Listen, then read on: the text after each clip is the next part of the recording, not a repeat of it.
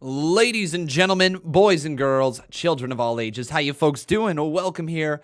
Welcome to another edition of Monday Night Raw. I'm your host, Conman167. It's good to be here live with you guys today. We're on the fallout of Survivor Series, which went down less than 24 hours ago.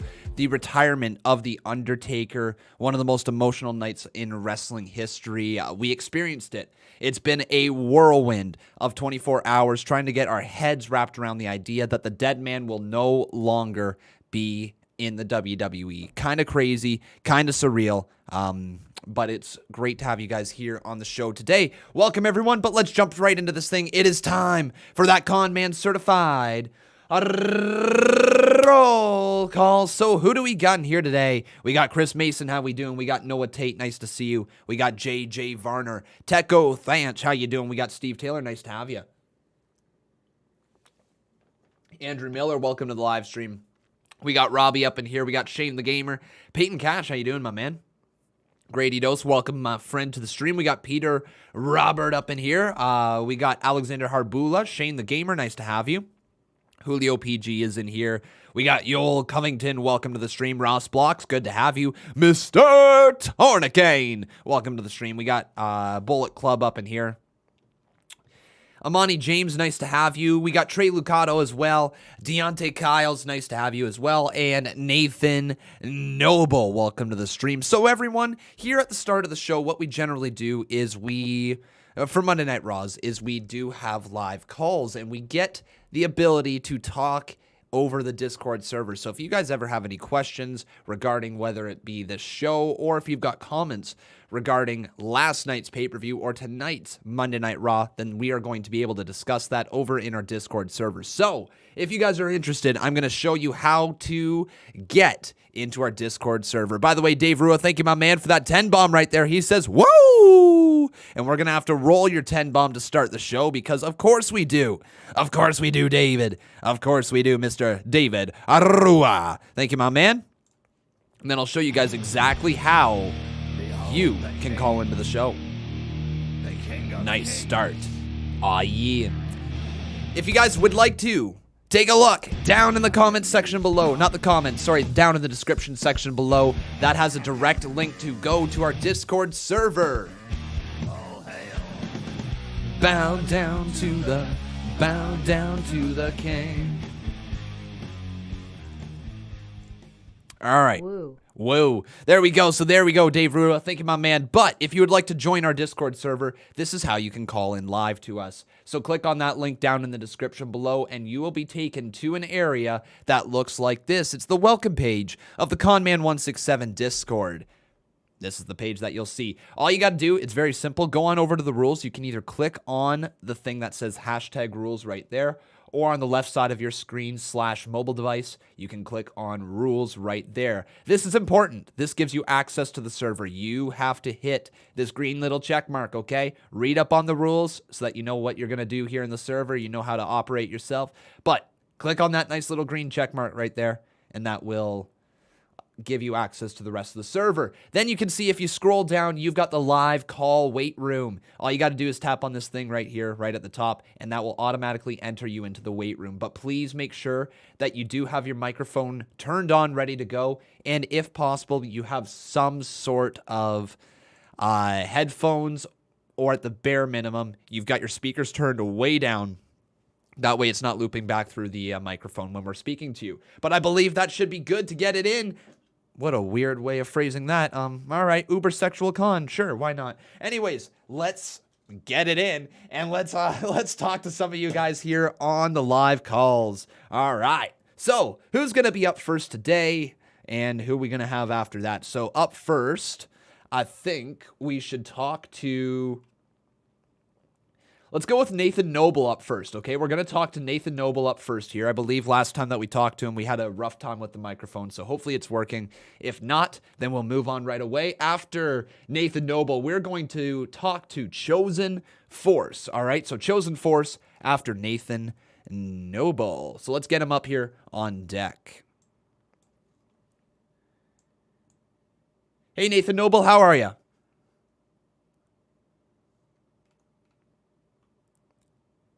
Hey, Nathan, how are you? Hello? Hey, how are you, man? Oh, I can't believe. Thank you for so much for giving the first call today. Of course, buddy. It's always great talking to you. How are you? Uh, you know, just just over just watching the college football right now, but I've been watching Oregon and stuff still. I'm just gonna watch Oregon until Saturday. Well, there you go. Fun stuff, man. Are you pumped for tonight's show for Monday Night Raw? The night after Survivor Series, yes, I am. Good to hear. Good to hear, my man. Speaking of Survivor Series, did you enjoy last night's show? Yes, I did. I did, and I just watched the whole thing. What'd you think? So, like, you enjoyed it? Like, what'd you think of it? What was your favorite moment of the night? I think Monday Night Raw men's team survivors was in the Queen sweep. That was a good one, wasn't it? Yeah, I didn't expect that SmackDown just took a loss that easily. I know, right? They're all of a sudden they're losing, and next thing you know, everybody's just like it was just Elimination City there in that match. Yeah, man, it was kind of shocking to see go down tonight with Monday Night Raw. Do you have any bold predictions before we move on to the next caller? So which matches we were going to watch for, Colin? We honestly don't even have really matches announced. We got Alexa Bliss versus Nikki Cross, and that's pretty much it that's announced on the night. Look, I want to see Alexa Bliss to compete the victory against Nikki Cross, and let's get over this straight. I mean, we see the feud of two former best friends, and I get it. Nikki Cross wanted to get her friend back, but it's too late. Bray Wyatt only brainwashed Alexa Bliss, and I think we see the dark side of Alexa Bliss of the main version the Fiend might actually get a victory against Nikki. All right, man. Well, we'll see if that happens here tonight. Thanks for calling the show. We're gonna get on to the next caller, though, buddy. Have a good night. And make sure, guys, quickly tap that little bell icon's YouTube channel so that makes an upload. I'll see you later. Bye. All right. Thank you so much for calling the show there. Let's get on to the next one. So we got ourselves, like I said, we got Chosen Force up next. And then after Chosen Force, we are going to roll with Waleed Hijaz, all right? But before we get into that, we got ourselves a 25 bomb from the one and only Tevin Walker. How you doing, my man? He says, sorry I've been gone. Just actually landed my dream job. What? Whoa, with SpaceX? Dude, congratulations, Tevin Walker. Holy moly. The freaking Skywalker of the CMU is going to the moon, baby. Oh, that's amazing, man. Congratulations, Tevin Walker. Let's pop a little bit of that. Bub, bub, bub, bub, bub, bub, bub, bub, bub, bub, bub, bub, bub, bub, bub, bub, bub, bub. Bubbly. Bub. Bub. Bub. Bub. Bub. Bub. Bub. Bub. Bub. Bub. Bub. Bub. Bub. Bub. Bub. Bub. Bubbly. Sorry I've been gone lol, just actually landed my dream job with SpaceX finally, so I'm That is just pumped. So cool, man. That is actually one of the coolest things I have ever heard. Congratulations, Tevin Walker. Seriously, dude, that is amazing. Gonna do big things here for planet Earth. Get us off of it. All right, so let's continue on here. So Chosen Force, like I said, is up next. After Chosen Force, we are going to talk to Waleed Hijaz, all right? Hey, Chosen Force, how are you?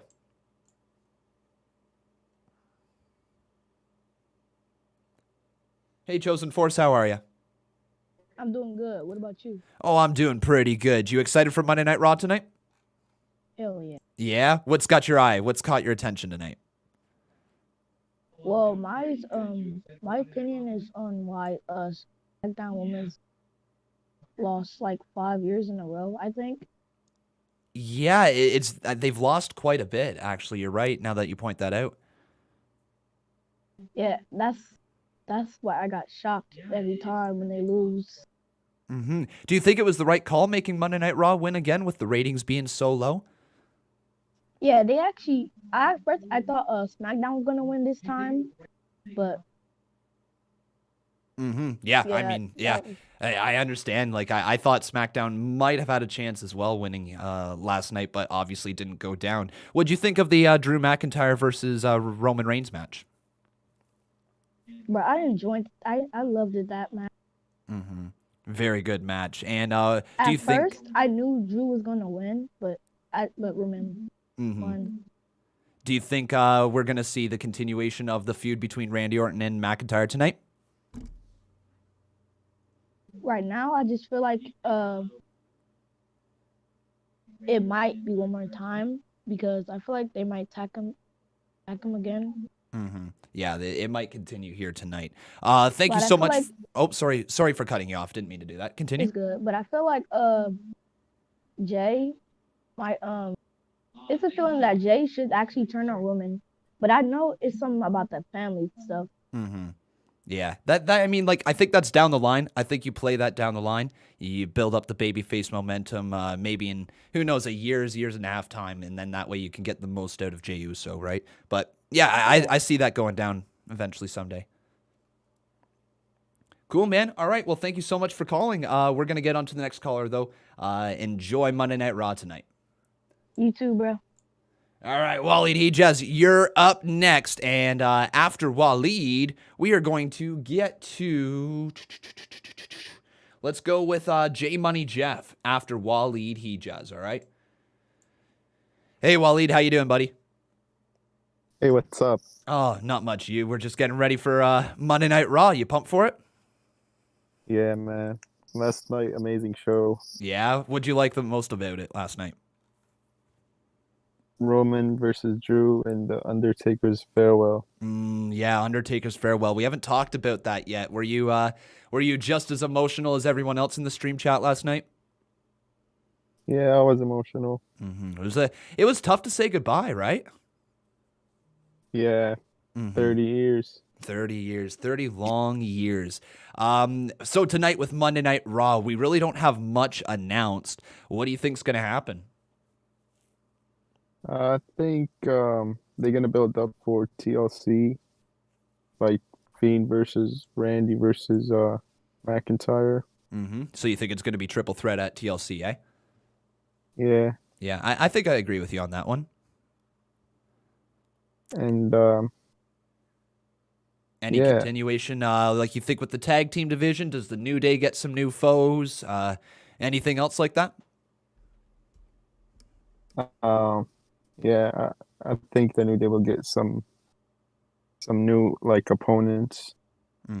Yeah, that's highly likely, my man. Highly likely here tonight. Anything else that you'd like to tell the stream chat here tonight? Enjoy Monday Night Raw. There you go. Wise words from Mr. Waleed Hijaz. Thanks for calling, buddy. We're going to get on to the next one, though. Enjoy Raw tonight. All right, bye. Bye-bye. All right, J Money Jeff, you're up next. Then we got ourselves, let's go with Seismo. Yeah, Seismox. So it's going to be Seismox after J Money Jeff. Hey, Jeff, how you doing?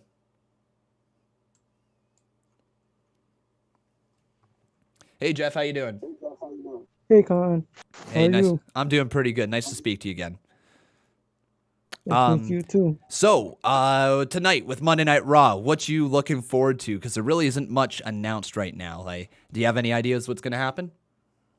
So far, I'm thinking of Drew McIntyre gonna come out, and then I think the Fiend gonna attack him. Yeah, that's a decent prediction right there. Yeah, and I think Miz gonna cash it in. Okay. On Drew McIntyre. Okay, there you go. So that's an interesting one, bringing the Miz into it, eh? Yep. Okay, so with Miz cashing in tonight, how would you go about that? So you say the Fiend attacks Drew McIntyre, Miz cashes in after that. Do you then go fatal four-way at TLC between Randy, Miz, Drew, and Fiend? Or does Randy not get involved in that? Like, what do you think's going to go down if that does happen? Four-way. Fatal four-way? Four-way. Fatal four-way. All right, bold claims here tonight from J Money Jeff. My man, do you have anything else here before we get on to the next caller? Keep up the good work. Oh, thank you, my man. Thank you. I appreciate it. You have a good night. You too, buddy. Enjoy Raw. I'm watching you right now on my TV. Well, I'll look for you in the chat. Have a good one, buddy. You too. Okay, so we got Size Mox up next. After Size Mox, we're going to talk to... Oh, okay, fine. Raul Kapar, I guess. Okay, we'll talk to Raul. So we're going to talk to Raul after Size Mox here. So Raul, you're up next, buddy. Size Mox, how you doing? Hello? Hey, how are you? Hey.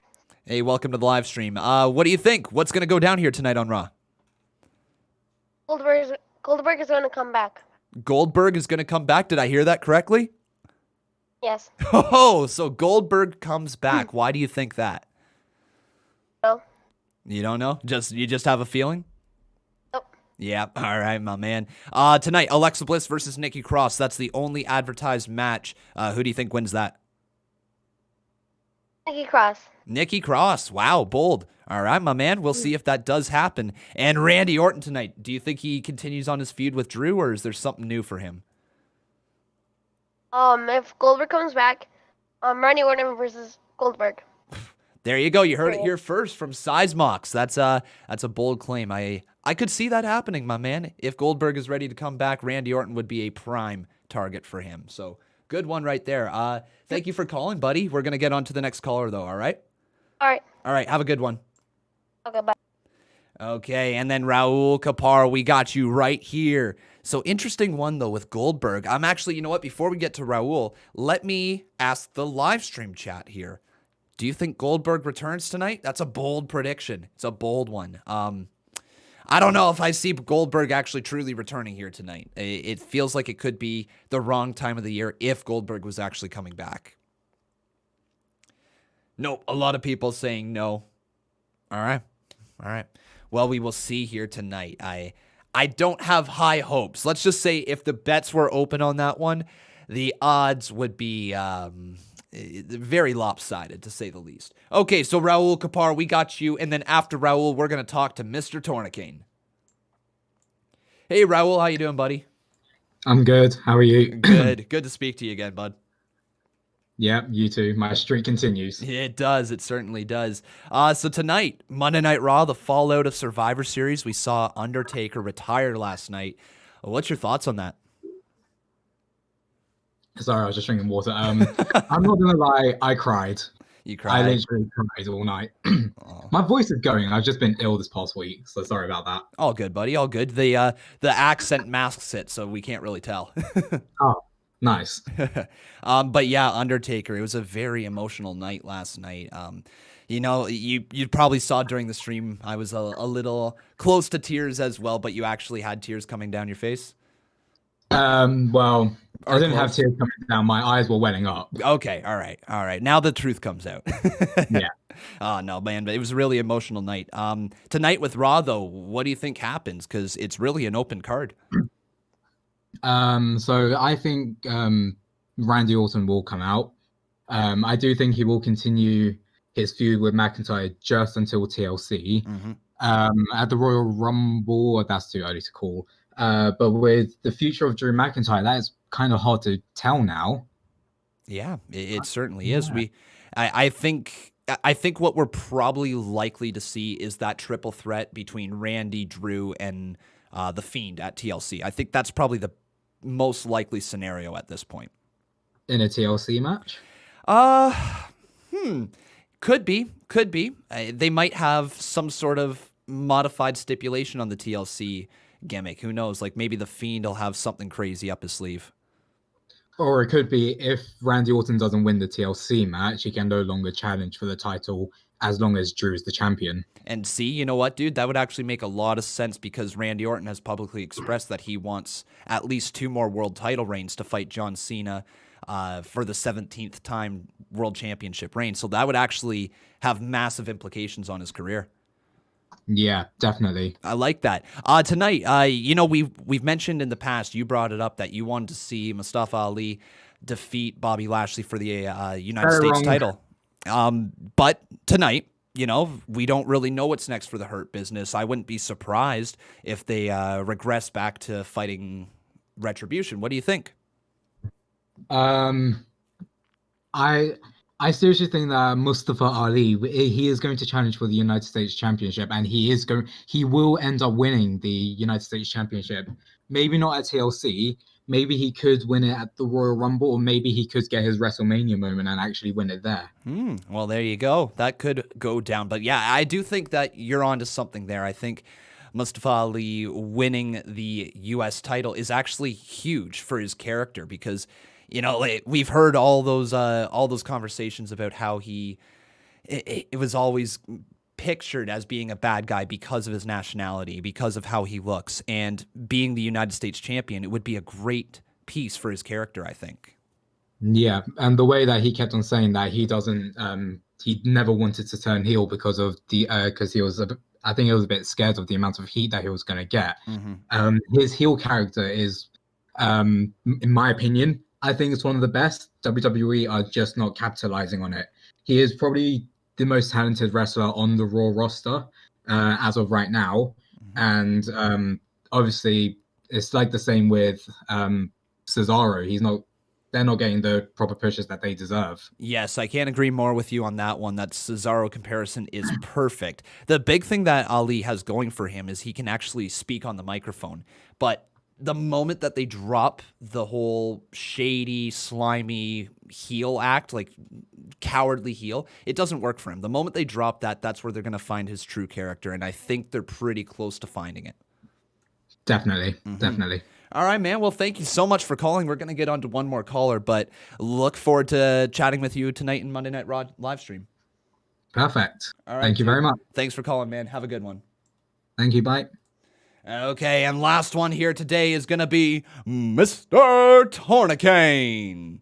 And by the way, sometimes Con Man's English sucks. The way I phrase words sometimes, guys, it's weird. It'd be very weird. Yeah.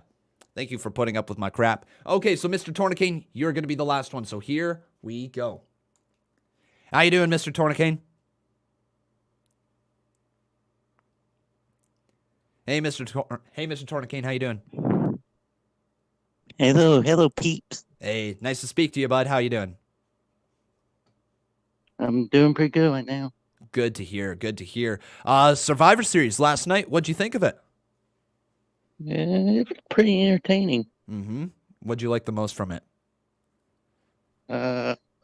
Undertaker retiring and Drew and Roman, all that. Do you think it was the right call to have no one attack the Undertaker and let him just walk out at the end of the night? Yeah, I would say it's about time he did retire. Plus, it's 30 years. Yeah. But like having no one attack him, do you think that's the right call? Yes. Basically. Yeah, I agree with you there, my friend. It was something that I thought it would be better if you took advantage of, trying to get some heat on someone, but seeing how that whole segment came together, it worked last night. Yeah. The only match... Oh, sorry, continue. Can I say one thing about Survivor Series, though? Absolutely. They have my girl Bailey get eliminated first. Yes, that's Seriously. right. You're a massive Bailey fan. So what'd you think about that? I just got mad. And I just kind of pissed you off a little bit. Yeah. Yeah. Hey, at least you got a year-long title reign. Yeah. I'm happy about that. And last question here before we get to the actual live stream. Alexa Bliss versus Nikki Cross is the only announced match tonight. Who do you think wins that? Definitely Alexa Bliss is going to win. Definitely. I agree with you, bud. Well, thanks for being our final caller of the day. We're going to get back to the stream chat, and I look forward to seeing you in there. So enjoy Monday Night Raw tonight, bud. Yeah. Oh, and one more thing. I'm surprised that no one sent $100 donation like last time. You can't expect those all the time. It sounds like you're fishing for one right now. Mr. Tournicane, do I hear that coming out of your voice correctly? Are you fishing for money? No, I just thought it as a joke. Well, dude, enjoy the stream tonight. Have a good one. Okay, guys, so there we go. That is the end of our live call session for the day. We're going to now talk to you guys, or at least I'm going to try to converse with you because my mouth is not moving too quickly for some reason. For whatever reason, it's kind of lagging a little bit behind. I feel like I need to do like mouth exercises, like ow, now, brown cow, tip of the teeth, the top of the tongue, the roof of the mouth, the tip of the teeth, the top of the tongue, the roof of the mouth. Like, you know, just got to get that tongue moving, get things moving really quickly. Got to do a little bit of the, you know, get your voice ready. But let's get this audio playing in the background. Boom. And I think we can now turn our attention over to each and every single one of you. Welcome, everyone, to the live stream. My name's Conman167. If you have not done so yet, please smack that like button as we want to get this up to as many likes as possible before 8 p.m. rolls around. Once 8 p.m. rolls around, we get a nice influx of people coming into the stream. So everybody, if you can get that like count up so we get ranked higher in the search rankings, that would be very appreciated. Thank you, everyone, for being here. Welcome, welcome, welcome. It's great to have you guys. I think we might. Actually, that's actually great there, Tevin Walker. Great transition. I think we might see Rhea Ripley debut tonight. I don't know why. Her losing that NXT title match to Io Shirai last Wednesday, there feels like there is nowhere else for her to go. She has fought Raquel Gonzalez. You know, there's no more progression. She could have another thing with Toni Storm, but they've already done that. So why not have her re-debut on Monday Night Raw tonight? There's no one else for Asuka. Like, there's nobody for Asuka on Monday Night Raw's roster at the moment. So give Rhea Ripley versus Asuka. Let's make that the feud. Let's start positioning that as the feud. I would really enjoy that. What do you guys think? Does Rhea Ripley debut, or not debut, but does Rhea Ripley show up here tonight? Yes or no in the live chat? Also, everyone, let me know. Are you pumped for Monday Night Raw tonight? Vote yes or vote no. Lots of people believing. Ooh, lots of people believing that Rhea Ripley shows up tonight. Interesting stuff. They might as well give Lana a run at the title. Here's what I think that WWE can do. Asuka versus Lana could happen again at TLC. It's not exciting, but it could happen again. Asuka versus Lana TLC. Rumble time, you could do Rhea Ripley versus Asuka. I think that could be the match that you book at the Rumble. You could have Rhea Ripley capture the title there. Then you could find a way to try to light some fire underneath of Asuka, maybe a heel turn. So go into the Rumble as a battle of faces, right? Battle of faces between Rhea Ripley and Asuka. If you wanted to at that point, you could have Rhea Ripley cheat to turn heel, or you could have Asuka either cheat to retain the championship / turn heel after she loses the championship. There's definitely some opportunities there, but I think Rhea Ripley versus Asuka at the Rumble would be really good. Lana versus Asuka at TLC doesn't have a big fight feel to it. They could do like Shayna Baszler versus Asuka at TLC, but I feel like they should probably keep that for down the line as a bigger match. I don't know, guys. But I think tonight Rhea Ripley needs to be brought up to Monday Night Raw. The Raw roster needs her. Needs her.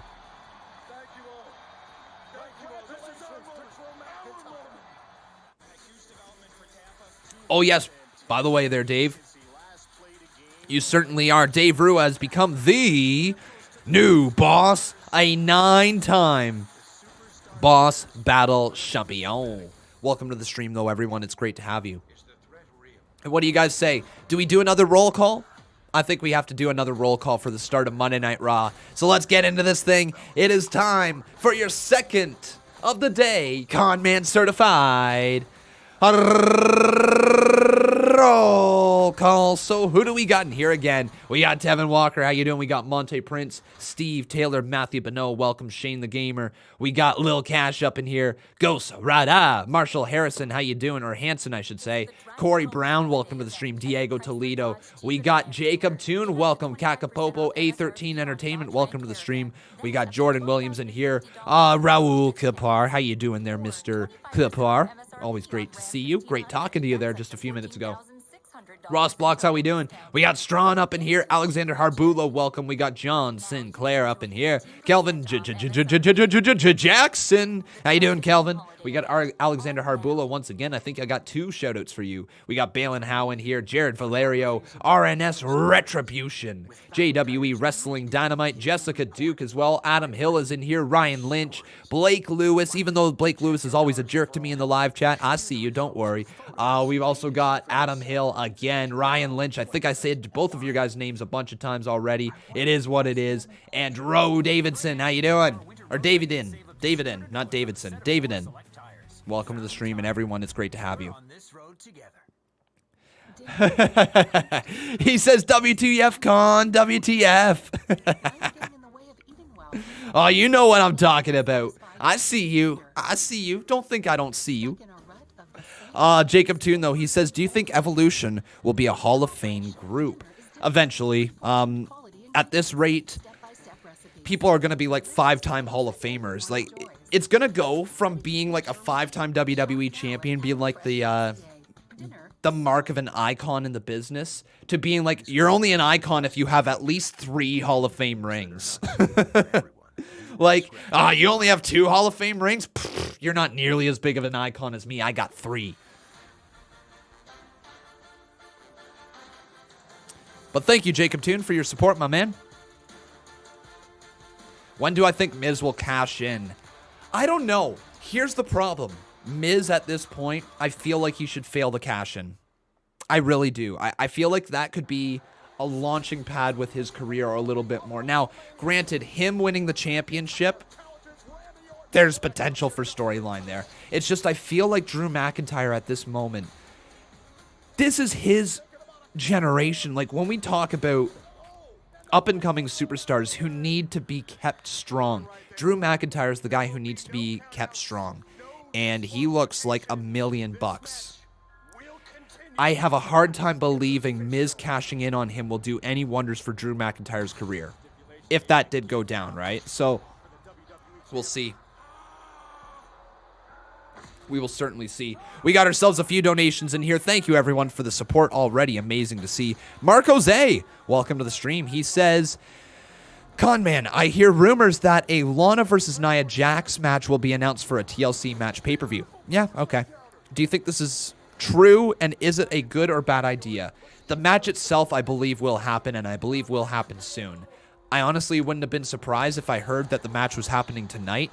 It's a little shocking to hear that it might happen at a pay-per-view. However, the build has been there. You know, the long-term storytelling, if you want to call it long-term storytelling, was 9 weeks straight of Lana going through a table. So if there is a mid-card match for the women's division that could be a pay-per-view match, I guess that's the one because of the story. But the match itself doesn't really have too much excitement behind it.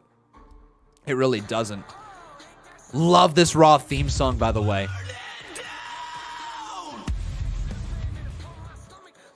Hey, Botch Guy! And I hear rumors that Alana versus Nia Jax will be announced for TLC match PPV. Yeah. Do you think this is true and good or bad idea? Do I think it's true? It's probably true.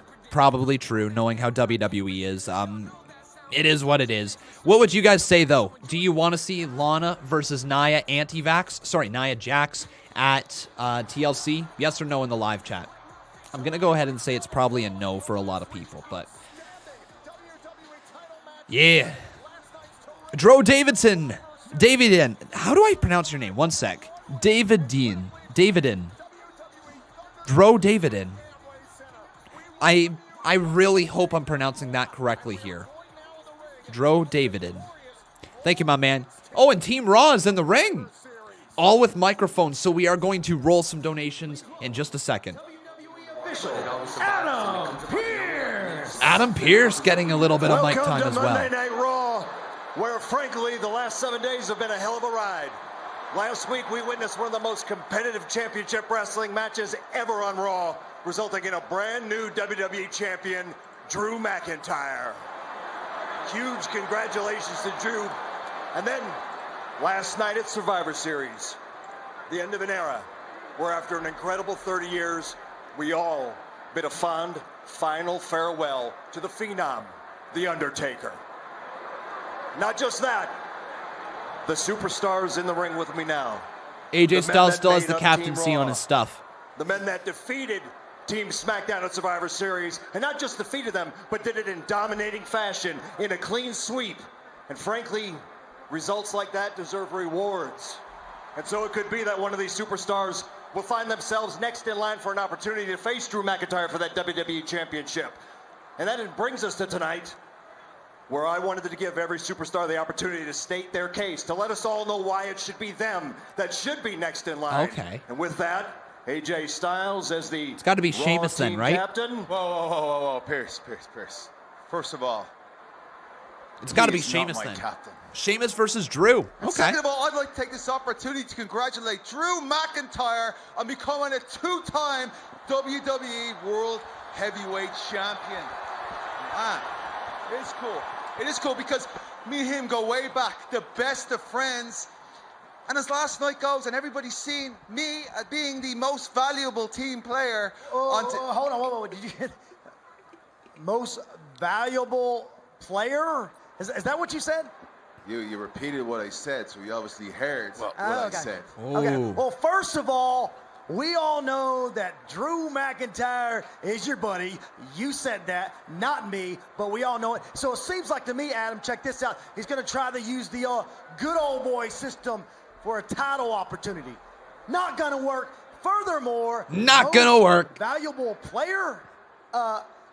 That's your team captain. That's this guy with the big C on his chest. I like it. Okay, cool. I really hate to. Actually, I don't hate to interrupt.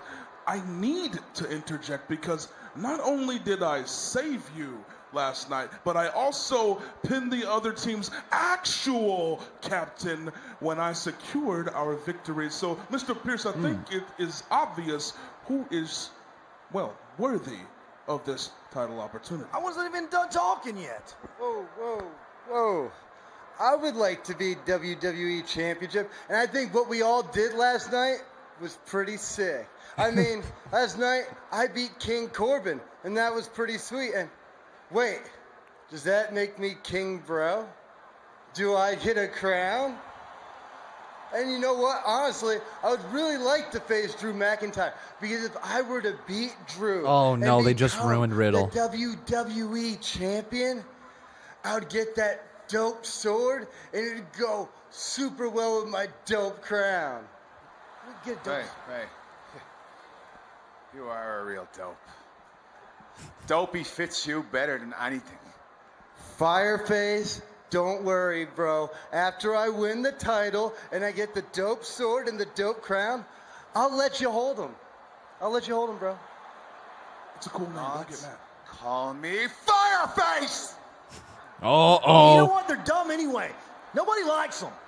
Nobody. Skipper, I thought you liked yours. Bro Lee liked his. And Fireface, that wasn't even my first choice. But Firecrotch was already taken, bro. Oh, no. What do you think, Mongoose? Mongo? Hold on, guys. Last but certainly not least, Braun Strowman, state your case why you should be next in line to face the WWE Champion. Last but not least. What do you mean last? Well, okay. It's an expression, Braun. Last Calm but not down, least. Braun. Common phrase. Meant nothing by it. Put down the syringe. Okay. Yeah, put down the syringe and put down him as well. Just put him down. Just stop. Just stop. What? You can't do that, Braun. What the hell? Braun just headbutted Adam Pearce. Hey, Adam, are you okay, buddy? Get out of my face!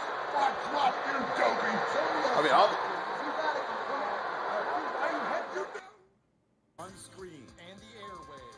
Tim and Sid, weekdays on Sportsnet. Noom taught me a different way to think about healthy living with psychology. Man, Braun be injecting those B12 vitamin needles, and it's be giving him those B12 vitamin rage. Okay. Anyways, Braun Strowman just headbutted Adam Pearce. All right. Now, get great deals during Black Friday week, November 23rd to the 30th. So, let's get on with these donations. How we doing, everyone? Thank you so much for your support. It's great to have you guys. Welcome to the live stream. Before we actually do run through those, though, I want to ask that you guys please make sure you leave a like on this video. Also, make sure you are subscribed to this channel. It's great to have each and every single one of you. Botch Guy says it wasn't that great of a start. I get what they were doing, though. Here's the thing. For me, the starting of a show isn't always the most important. The starting of the show has to set up the night. And what we just got right there is we got the fallout of the pay-per-view. And sometimes the biggest issue I have with Survivor Series is that the pay-per-view happens and then everybody is just... they're fighting and they're working together and then they're just kind of sent back into their original storylines and nothing actually progresses out of it. This now... all 5 of them are going to now be at each other's throat for a reason because there's a WWE title opportunity on the line. It might end up going to a fatal 5-way. You also just said Braun Strowman might get suspended, so it could be a fatal 4-way. That's actually a decent idea. That's actually a really decent idea. I don't mind that whatsoever. But yeah, like that's... You will not want to miss seeing all new episodes of it wasn't like, yeah, it wasn't a groundbreaking start, but at least it set up stuff throughout the night, and we will see where it goes from here. Let's get to the donos, though. Here we go. So, first up, we got ourselves a 10-bomb from Dro Davidin. Thank you, my man. I'm doing pretty good today. Thank you for asking. Am I sad that Undertaker retired from the WWE? Yeah, man. It was, like, it's time to go. It's time to go, but... you know, it's always sad when you see someone go, especially someone like The Undertaker, who you have a ton of respect for, right? And I think a lot of us feel the same way. Paul Carpenter is up next with his 5-bomb. Thank you, my man. He says, rumor is WWE forgot all about Aleister Black. We'll talk about that in a sec. Con, how are you doing today? Are you sad that The Undertaker retired from WWE? Yeah, like again, like just a little emotional after last night, for sure. Paul Carpenter, thank you, buddy. So, WWE apparently has forgotten about Aleister Black. That is what I have heard as well. WWE forgot all about Aleister Black, I read. I have heard about that as well. WWE seemingly casting Black to the side because he was a Paul Heyman project, and Vince apparently doesn't know what to do with Aleister Black. So think about this, guys. When he changed his theme song and gimmick, he didn't know what he was doing with Aleister Black. So he took a character that we all liked, that we all were interested and invested in, changed every bit of the stuff that we liked from that character, and then said, well, I don't know what to do with him. I don't know why people aren't responding correctly. Like, come on. Undertaker and his final farewell from last night at Survivor Series still to come, but we do want to address what we just saw moments ago here. WWE official Adam Pearce, it seemed, was about to name the next challenger. So, Jacob Toon, thank you, my man, for your support as well. Says, sorry couldn't catch the stream last night. Had to work a double shift from 9 a.m. to 11 p.m. Oh, no, and then you finished off with some brutal language. Couldn't catch the steam last night. Had to work a double shift from 9 a.m. to 11 p.m. Well, glad to have you. Lucha. Glad to have you regardless of that vile language there, Jacob Toon. But no, man, my friend, it's great to have you. Thank you for showing up, and hopefully you're going to enjoy the stream here tonight. Hopefully you're nice and relaxed as well after that long shift. Okay, we got ourselves a 10-bomb here from Jason Barker. And with that, Jason Barker has become the new boss. Barker, my man, I think this makes you a one-time Boss Battle champion. No, two-time Boss Battle champion this month. Oh boy, is he coming back? All hail. Bow down to the... Oh, earlier today, Hurt Business backstage with the New Day. All right, continuing This is that. my yard now. New Day. And I need to let you guys know that you really embarrassed yourselves in the entire Raw brand when you lost to the Street Profits last night. You know what these titles are missing? Prestige. They should be worn by a gentleman who can bring it back to them. I agree. So why don't you give us a championship opportunity tonight? I feel like we did this whole championship opportunity last week. And remind me, pray tell, what happened? Yeah. What happened, Wood? Tell me what happened. And in the same way it did for you last night at Survivors. See, while you two were busy cosplaying and playing video games, I was sitting on the sidelines. And I do not like sitting on the sidelines. Hey, you gotta, like, back up, bro. I don't know what all this is, bro. Y'all need to back up. You stay over there, Kofi. Me and Woods having a moment. So we're not asking. We're telling you. You want a championship opportunity tonight. To put the spotlight where it should be. On me. Ain't no need for that. It's our day off, bro. Ain't no days off for champions. You want a championship match? Kofi just said we got... You got It's our day off, bro. a championship match.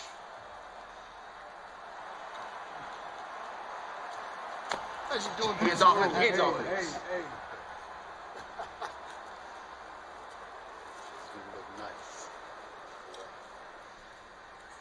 It's our day off, bro. I know. We got the target on our back. We can't let him talk to us like that. You're right. It's a fight then. Come on. Well, I can tell you this much. The New Day best be careful. Okay, I like that, actually.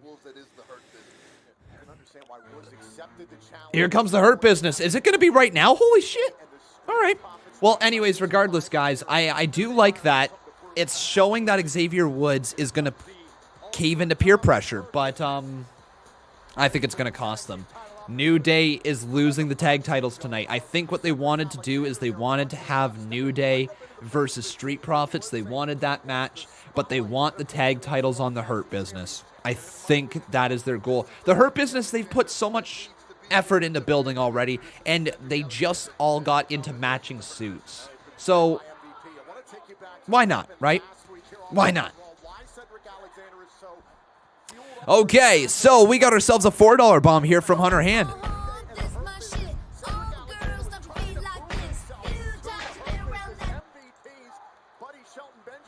How do you renew your membership? You click on the join button. If you don't see the join button, you can go down into the description below, click on the link to become a member, and you're just going to have to join the membership again. I can't really see your screen, so I don't know what it looks like from your end. But I would assume you renew your membership just through hitting the join button. Hopefully that helps, my friend. Thank you for your support, buddy. All right. New Day versus Shelton Benjamin and Cedric Alexander.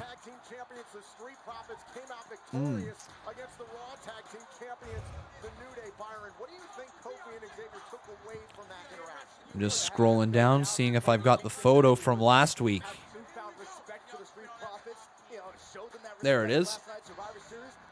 Beautiful. Can literally use the photo from last week because this match is going down yet again. So now, everyone, we are going to ask you right here in the live chat, who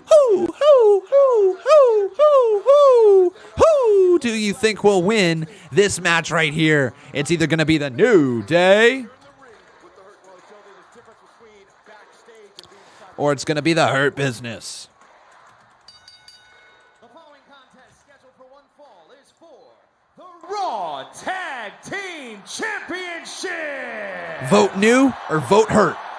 Introducing the challengers, accompanied to the ring by MVP, representing the Hurt Business, Cedric Alexander and Shelton Benjamin.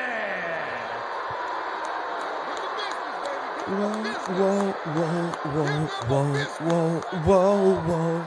And their opponents, they are the Raw Tag Team Champions, Kofi Kingston and Xavier Woods, the New Day. Yeah. I think Xavier Woods just paid a little bit of homage to The Undertaker. I think.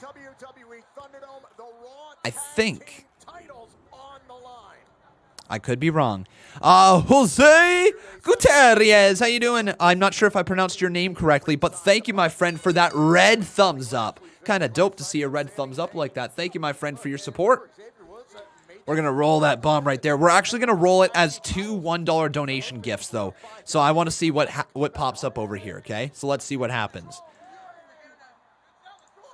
Oh, it's Otis slapping the belly. Otis be slapping the belly with those random $1 donation gifts. This is one of my favorite things I've added into the stream in quite some time. It just gives like a different feel to the overall stream. You never know what's going to happen. Next one, it's the Randy Orton tongue. There you go. And I believe there is something like 55, 60 random wrestling gifts that I've already got put in there, and I'm going to continue to add to them. What I'm going to try to do is once a month, I'm going to try to add gifts to it so that it always stays fresh, always stays updated, and eventually we're going to have like a catalog of like 300, 400 random wrestling gifts that you guys are going to be able to have randomized to you. You know what's one of them is going to be, maybe, I don't know for sure. All I know is we're going to see Hornswoggle in a diaper! Oh my. How do you vote? You type the exclamation point, the word vote, space, and then either new or hurt, whatever is over there. Oh, man. Paul Carpenter, thank you, my man, for your support. 5-bomb right in here. He says, imagine this after War Games Hurt Business is in the ring, then all of a sudden you hear Undisputed Era's music hit. That would be dope, Paul. That would be dope. That would be dope. Afal Ali says it's not funny anymore. You know what's really funny? Still. Hornswoggle in a diaper!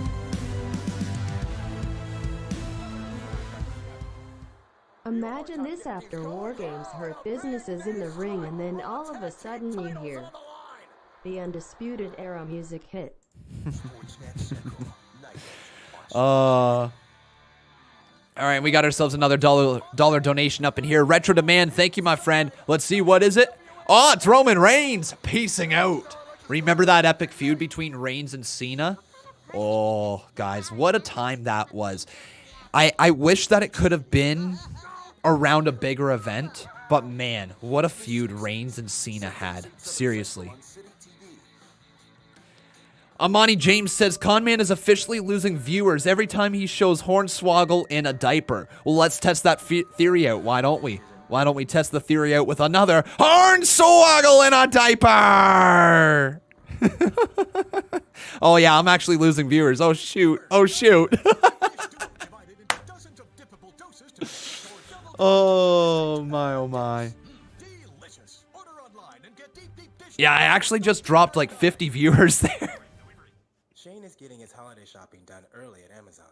So come December, oh my god. That's actually hilarious. That's actually hilarious. Jacob Toon says Hornswoggle's looking thick with 2 C's. You know what? I'd even go out there on a limb to say that Hornswoggle is looking thick with 3 C's. He's a triple C thick. He's thick, thick, thick.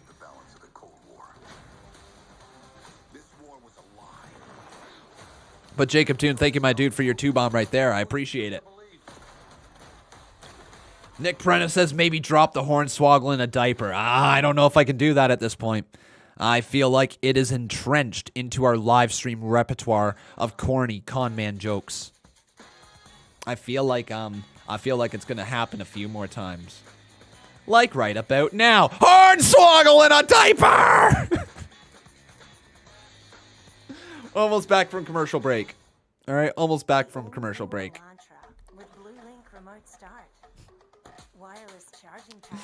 Jason Barker says, Hornswoggle is my daddy. Hornswoggle's your daddy, eh? He's a tiny daddy. But thank you, Jason Barker. I appreciate your support. Did we get your dollar donation in there as well? I'm not sure if we did. Yes, we did. Thank you, Jason Barker. Boom. 2-bomb right there. Beautiful.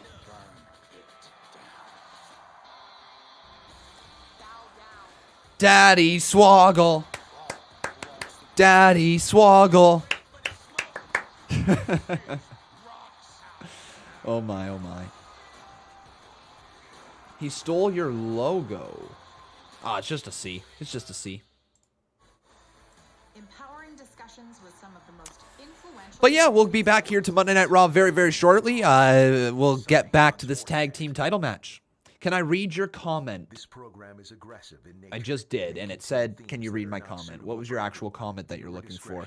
Please stop showing that anymore. Oh, so just an Evilizer. All right, so you felt like you need to say that. So you felt like you needed to at me to ask me very, very politely, and you know what? It was very, very polite. You gave a bunch of thumbs down, though. You know, it's not great when you get a thumbs down in your face. Like, you know, would you like that if that was in your face all the time?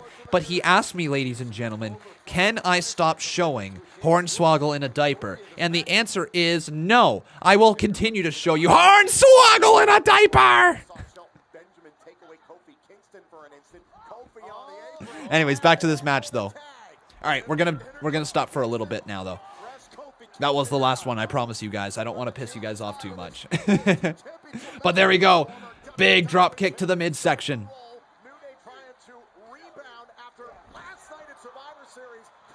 What's his name? Unbroken says stop showing Hornswoggle. I'm getting turned on. It's going to make me start having a thing for... Oh, wow. Well then, there, Mr. Unbroken. Kofi Kingston be clapping right here. We got ourselves Charles Wright, the man who is always right. Charles Wright, he's always right. How you doing, Charles? I'm going to read this out in your promo voice from the CMU. He says, you lost to Roman Reigns in the main event last night. Now in my TLC pay-per-view, you will defend your title against The Rock in a TLC match. Keep up all the hard work. Well, thank you so much there, Charles Wright. I appreciate it, buddy. You guys pumped for this week's CMU Survivor Series? Oh, how have we not been hyping it up yet? CMU Survivor Series this Thursday. The CMU will be running wild.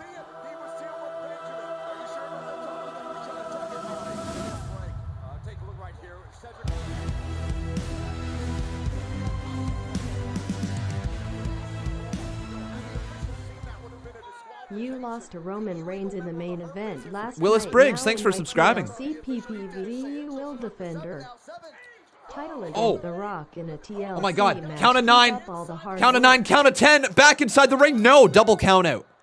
It's over. Double count out. Double count out. This has been declared a double count out. So the New Day retains. Okay. A double count out. Oh no, I think the official tried to indicate that the Hurt Business won by count out. Get the titles! Give us titles! But again, remember the Hurt Business, you don't win the tag team titles on a count out. It was a double count out, yet the referee's raising the hand. Hold up. What? Gonna go. Absolutely not. Absolutely not. No. Ref, I need you to restart this match. We don't want it to end like this, do you? We don't want it to end like this. Please. New Day. You don't want to lose like that, do you? You don't want to lose like that, do you?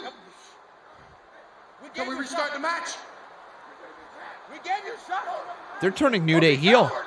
Are you scared? Are you scared? New Day is slowly turning heel. The better the New Day? Is this tag team championship match about to be restarted? We think it is. I hope Ladies so. and gentlemen, I've just been informed that this match will be restarted. All right. Okay. I like this. Wow, this is Okay. the bravado of the New Day. Tag team titles on the Okay, line. so two things that I have noticed here tonight. First up, Kofi Kingston said it's our day off. It's our day off. He didn't want to defend the titles to begin with because it's his day off. That's not something fighting babyface champions say very regularly. Now they lost via count out. They're saying, give us our titles, give us our titles, give us our titles. And then not wanting to go back and restart the match. But since they're not completely flipped to being heels yet, they got goaded into it. What, are you scared? Oh, no, we're not scared. We're too manly to do that. We're too manly to be scared, so we're going to have to go back in that match. So right there, it sounds like New Day is getting tiny little bits of heel characteristics into their performance. Very interesting. It's something to keep a close eye on. I wouldn't be opposed to it. I'm trying to think who they have, though, in the tag team division that would make perfect opponents for the New Day. Who's a babyface tag team right now on the Raw roster? Here, let's take a look. Raw tag teams, WWE.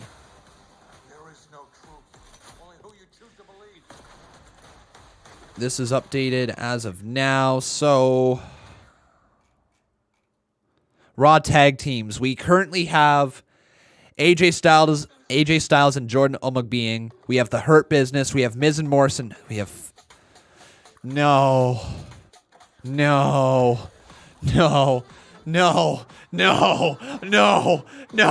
There is only one babyface team on the Raw roster.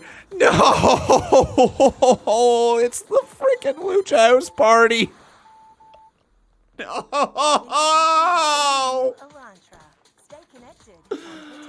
Oh, no. Oh.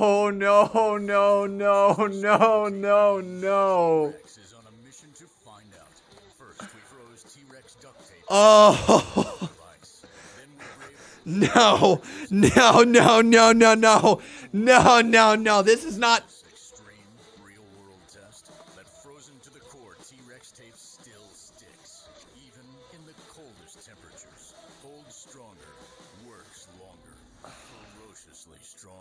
They're the only babyface team on the Raw roster if the New Day turns heel. We have customers. So talented. Bob's Burgers, Sundays 9, 8 Central on City TV. Stop looking at me. I do not want this attention. They're gonna be freaking tag team champions next year, aren't they? Get glass in my face. Sundays 9:30, 8:30 Central on City TV. Oh, they're gonna be tag team champions next year. This program is oh my God. May contain themes that are not suitable for everyone. Viewer discretion is advised. Oh, the realization. The New Day, if they turn heel, I guess the only other option would be Retribution going up against the New Day. But my God. And remember, guys, what the deal is, if the New Day ever wins the tag team champion, or sorry, not the New Day, sorry. If the Lucha House Party ever wins the tag team championships, I have to buy a Lucha House Party t-shirt and a Lucha mask and rock it for an entire live stream. That is the deal. That is the deal that's been made for a long time now. Oh boy. Oh boy. Oh boy. Oh my God, Kofi got sent in the air. But yeah, I guess that is the deal, isn't it? Goodness me, I thought when we got past that matchup, I thought I got away with one. I thought we would never see the opportunity for the Lucha House Party to win the tag titles again. And then Kalisto and them got split up. And I thought, yes, the Lucha House Party's going to be broken up. And then no, they kept them together.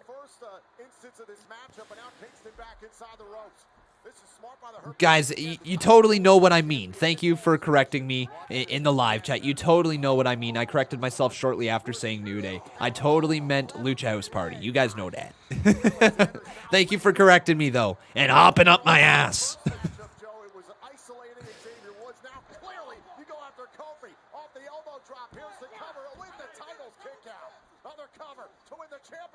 Oh, big kick out right there. Sorry, everyone, just looking at this stuff right here as well. Boom, we good. Everything's still moving. Yes, we are. We're still good. Cool. So Paul Carpenter says, are Lucha House Party doing the same thing as New Day because Kalisto's on SmackDown? Well, they were having issues for a little bit, right? Kalisto and the Lucha House Party were having some issues for a little bit, so I don't believe that they're doing the same thing that the New Day is, but they might be. We haven't really seen too much of Kalisto since he split from the Lucha House Party, have we? Are Lucha House Party doing the same thing as New Day cause Kalisto's on SmackDown? Jacob Toon says Viking Raiders, but they hurt. Yeah, Viking Raiders are a little bit down the card at the moment, unfortunately, as well. New Day was not trying to walk out of this match. The nastiness of Cedric Alexander. If anything, Byron, the New Day was saying blatantly that they wanted to put the Hurt Business behind them by taking on a second championship defense here tonight. But yeah, just a side headlock, or not headlock, sorry, a side leg lock locked in on Kofi Kingston. And man, Alexander looking real solid right now, rolling him through, and he's got a beautiful submission move locked in. Cedric Alexander has been really good recently. Really, really good recently. In fact, he's giving me, and I've said this in the live stream before, he's giving me some Dwayne "The Rock" Johnson vibes. Like, that's what I'm getting right now from Cedric Alexander. His microphone work, it reminds me so much of when The Rock was starting to break out in the Nation of Domination. Truly, I'm getting the vibes. Does anybody else get those vibes here, or is it just me? Or is it just moi?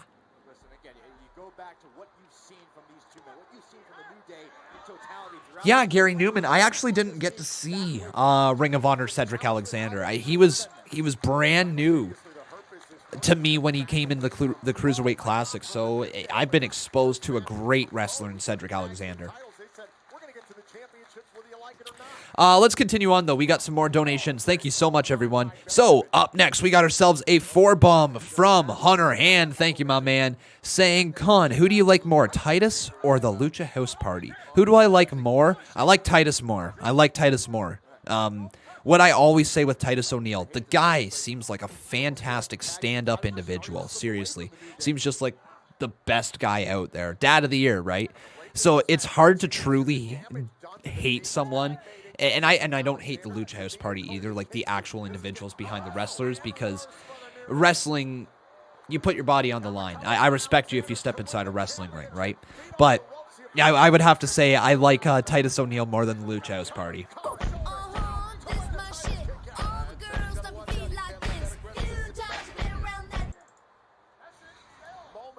Jose or Josu or Joseu or Josu or something. Thank you, my man, for your 2-bomb right there. I appreciate it. He says, can you show us the show and I'll buy all you mister? Sorry, buddy. I'm not too sure what the second half of that means, but I unfortunately can't show you the show. There is some copyright rules and regulations that I have to follow, and I cannot get around them. There's just zero way. Trust me when I say I would love to have the actual show up there in the corner. Like, if I could do that, if there was ever a way that I ever somehow managed to get the written permission to do it, which would never happen, guys. WWE would never license that out like that.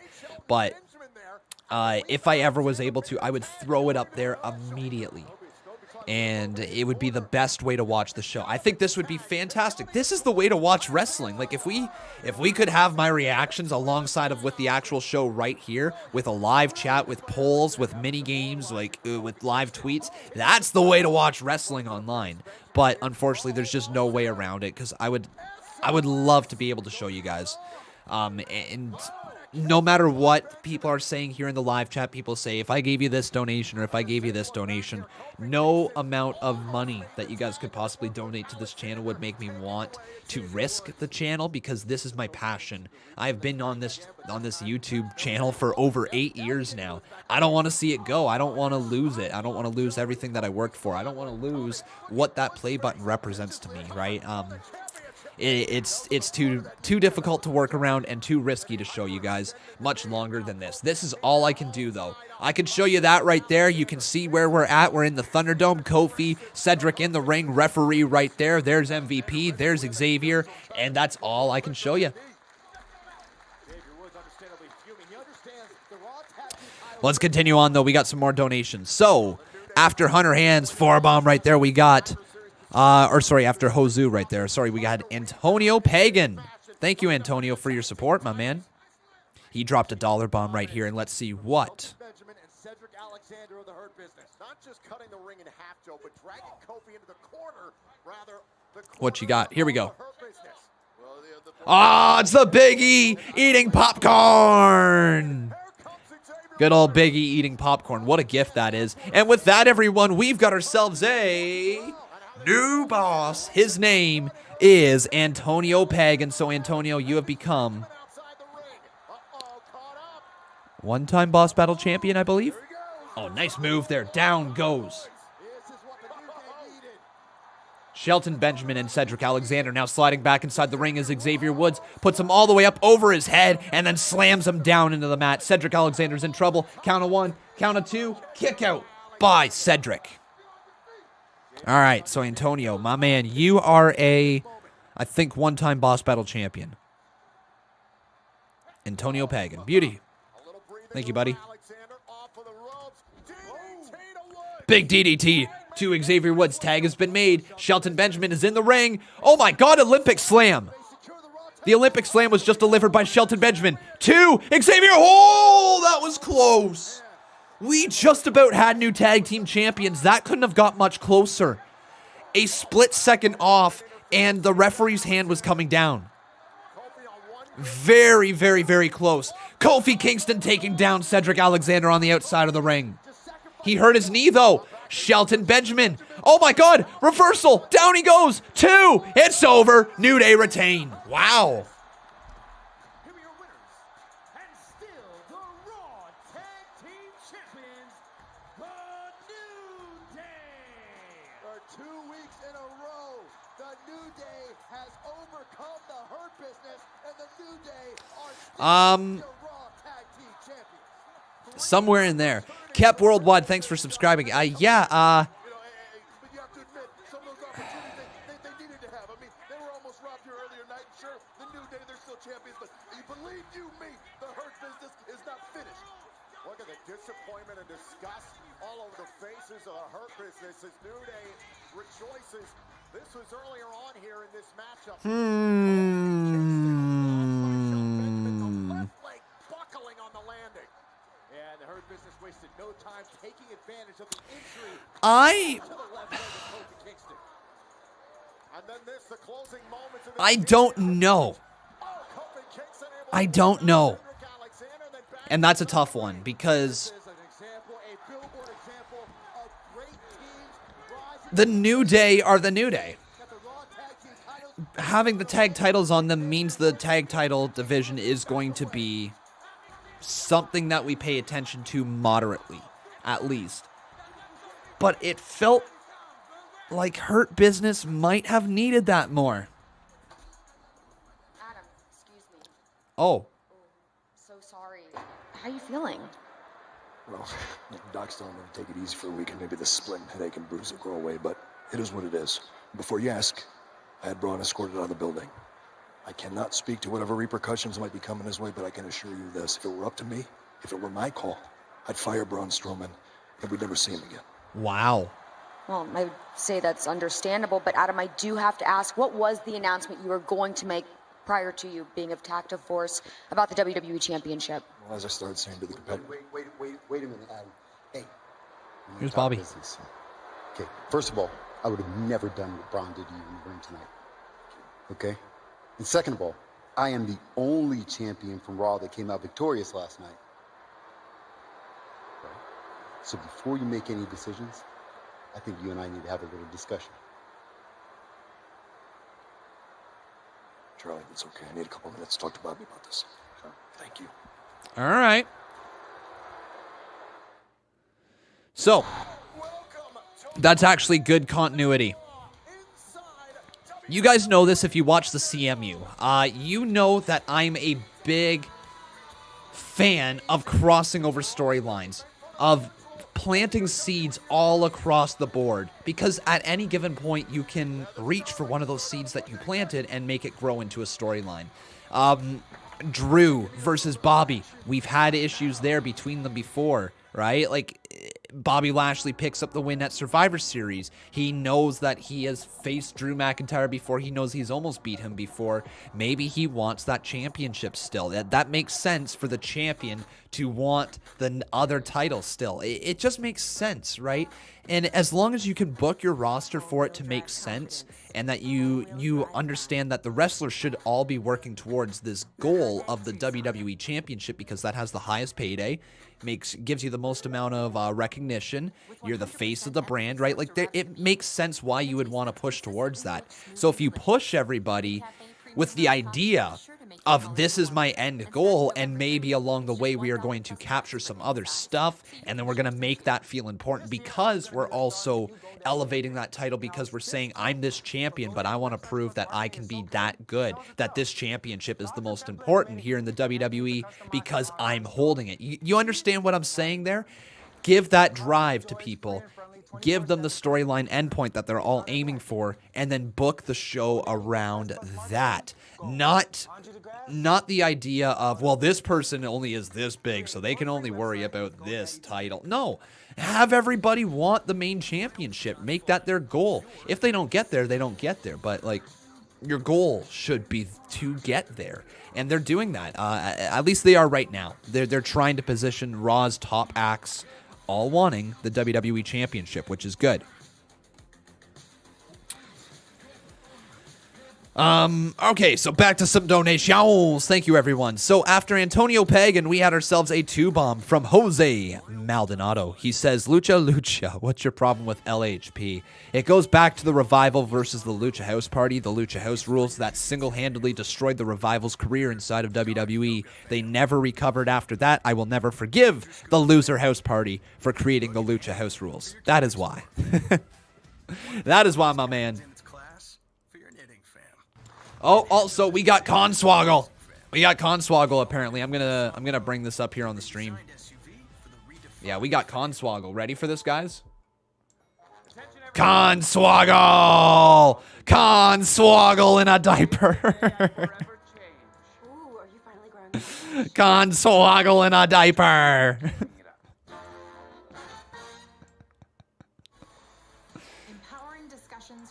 Oh, boy. All right, so now we got Hornswoggle in a diaper, and we got Hornswoggle in a diaper. Who wore it better? Okay, guys, who wore it better? Let's find out right now. Let's find out. Let's restart this here. Who wore it better? Who wore it better, Con or Swoggle? Oh my!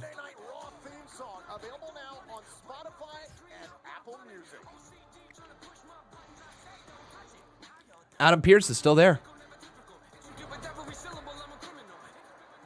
Adam, I'm sorry to bombard you, but I know you just had a discussion with Bobby, so any news regarding the WWE Championship? Well, Bobby made a compelling case. He had some information that I need to consider, and it's something that... Sure, I'm in a couple minutes.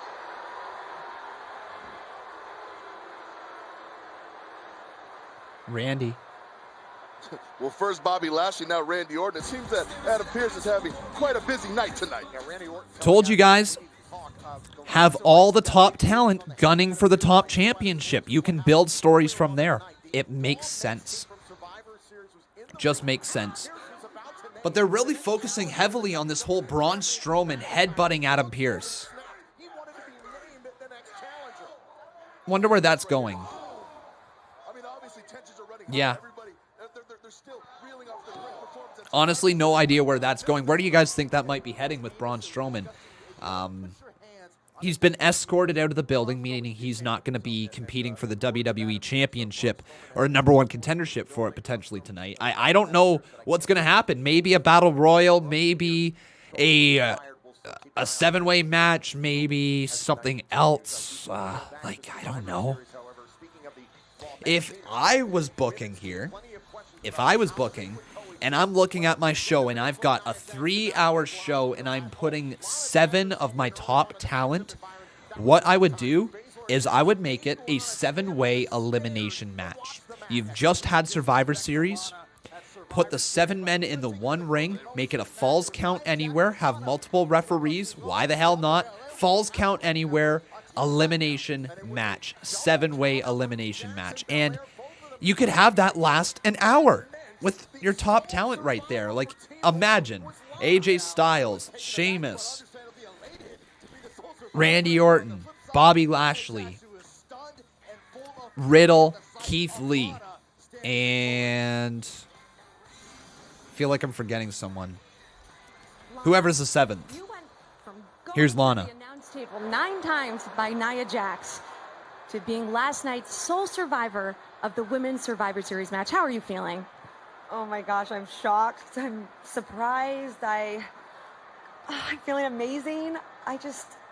Last night was the greatest moment of my career, and I'm just feeling on top of the world right now. Sheamus. Now, the Raw Didn't men's team, I don't who think I also said won Sheamus. last night, is That's the under 7th, consideration right? for a WWE Championship opportunity. What's next for you? Possibly a Raw Women's Championship match against Asuka?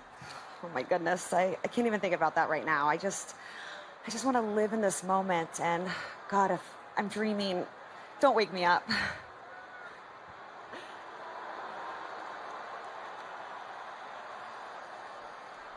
Adam again. I'm going to try one more time. You spoke to Bobby. You spoke to Randy. What can you tell us regarding the WWE Championship? So I think I've come to a solution. All the superstars have made compelling cases. They've stated their claim. That's what I wanted at the start of this program tonight.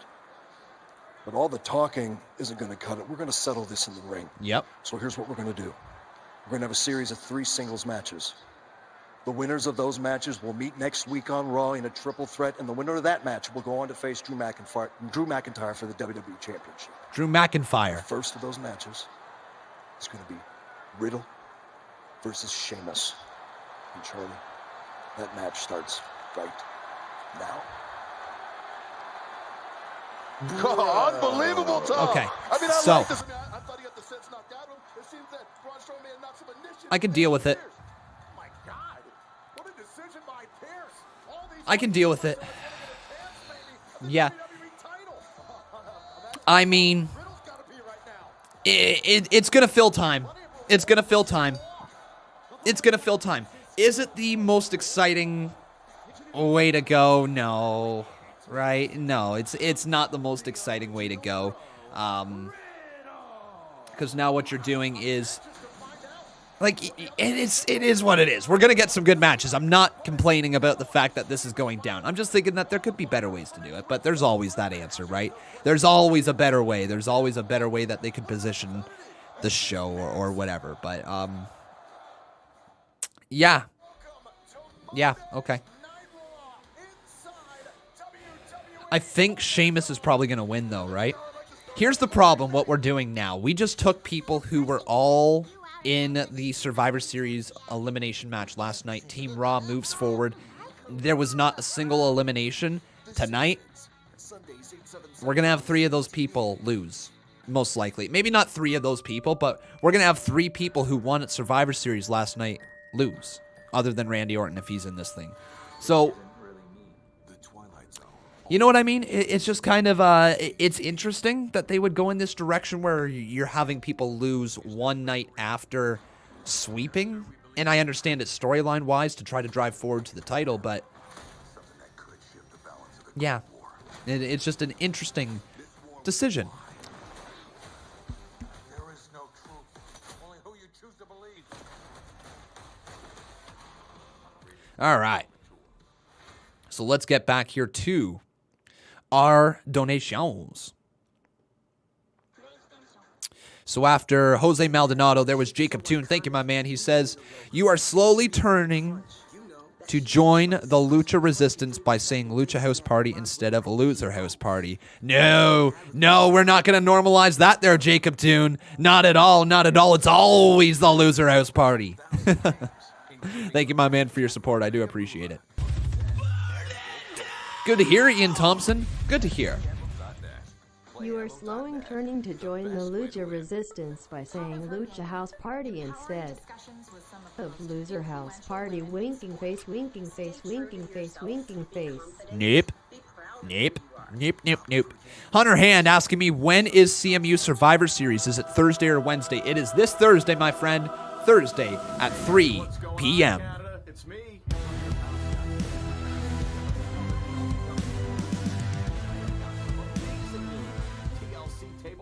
Con, when is CMU Survivor Series? Is it Thursday or Wednesday? Woo! And then we got ourselves Jose. I'm going to go with Jose. Just going to go with Jose. Jose Gutierrez, how you doing? Ooh, oh my God. Let's go. That's going to be nice. OMG. All right, my man. I guess you're looking forward to it. Thanks for that 3-bomb right there. I do appreciate it. But yeah, this week, this Thursday,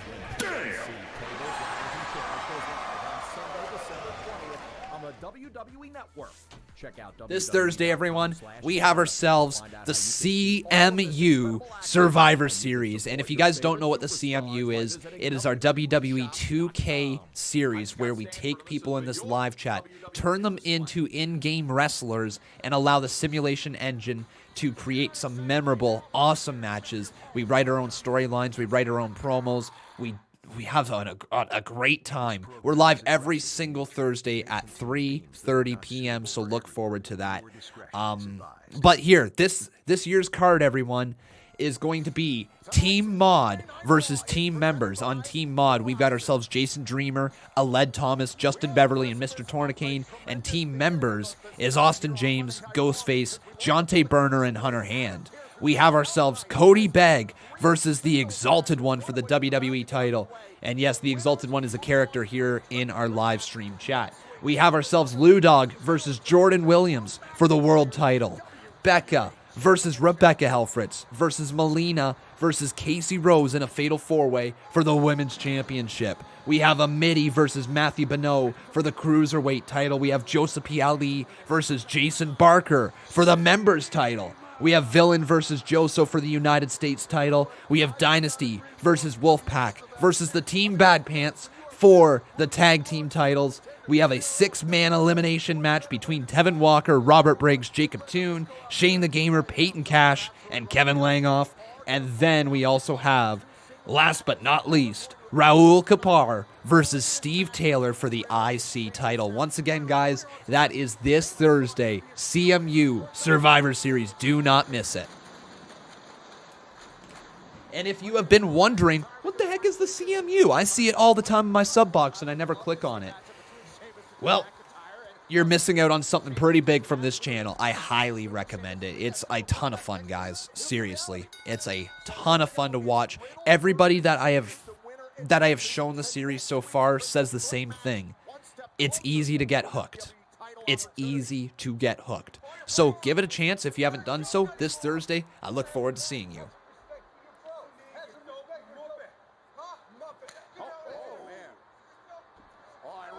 Riddle not going to take any of that, Joe. The back love between these two. Riddle going for the finish quick. Goes all the way back to their time on SmackDown.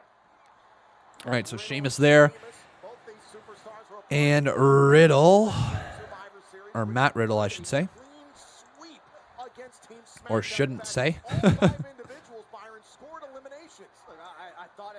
There we go. All right, there's Matthew Riddle.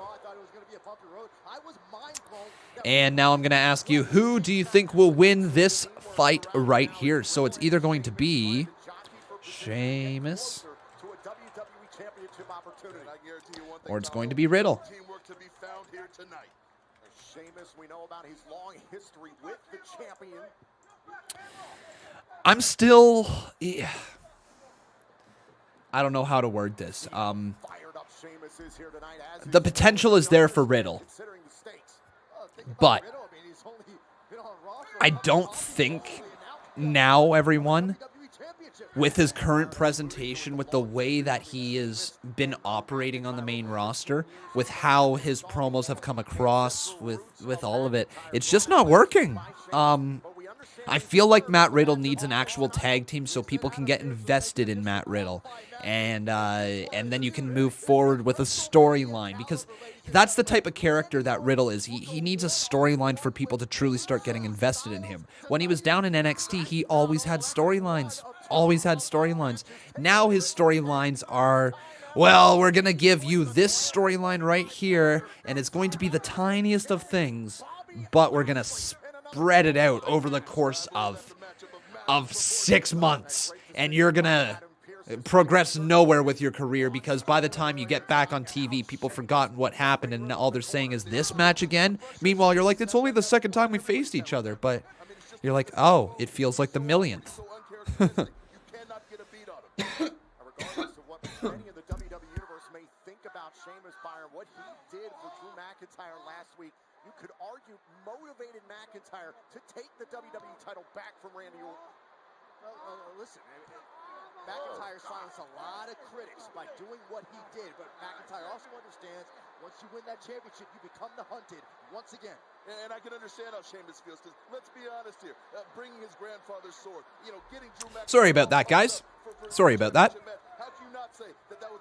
Just had a little bit of a cough right there.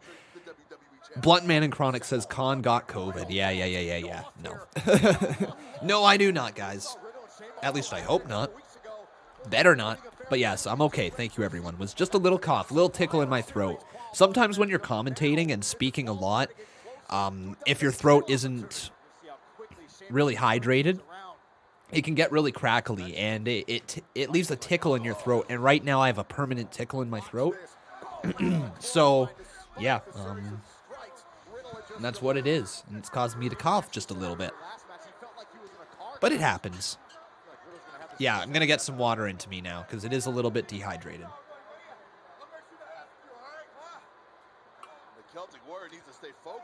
What is this by Sheamus? Oh my god, what the hell is this by Sheamus?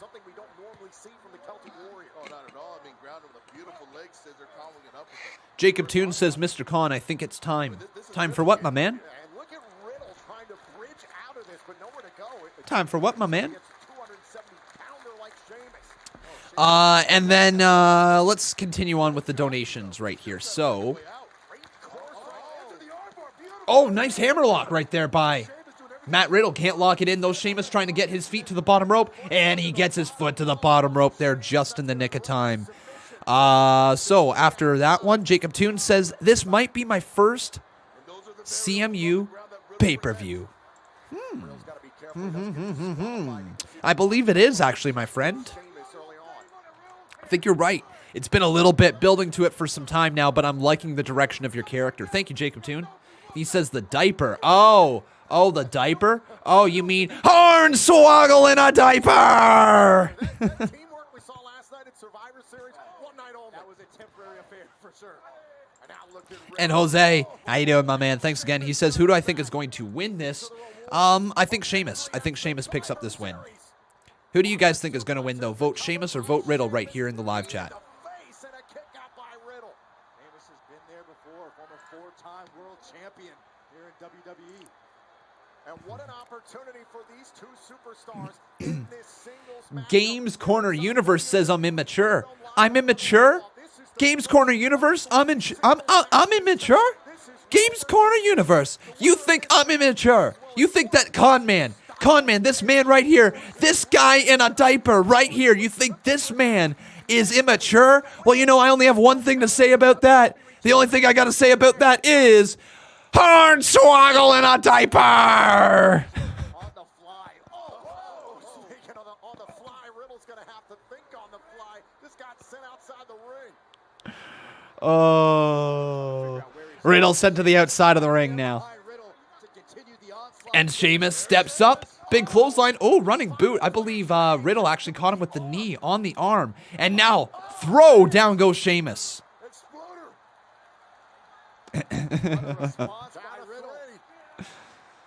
How many people am I legitimately pissing off with the Hornswoggle in a diaper thing? Like, legitimately. Like, are you guys actually mad? Because if you're actually mad, oh boy, I think I'm about to piss you off even more because it's Hornswoggle in a diaper. I'm joking. No, I'm not. It's Hornswoggle in a diaper. Much more than that to take out a man like the Celtic Warrior. Riddle, watch this again here. Trenton Pinkard says I'm just going to keep doing that. Maybe for a little bit. It's not going to go on forever. You guys know this. We have running gags here.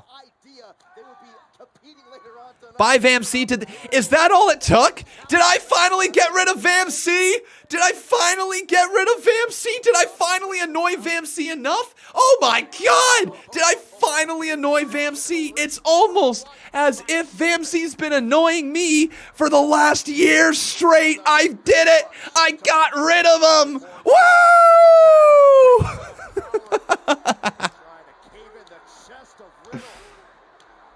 I'm joking, buddy. I'm joking.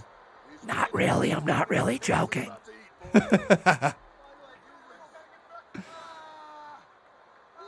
Riddle's to the outside of the ring.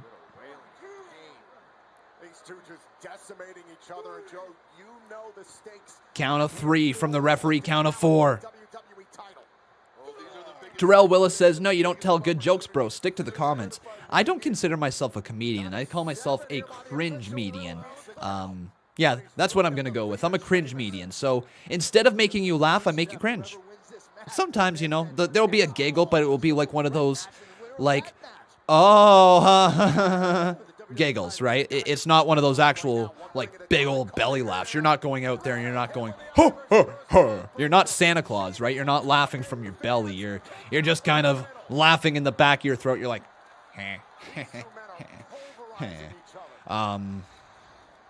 so yeah, I'm a cringe median. There you go.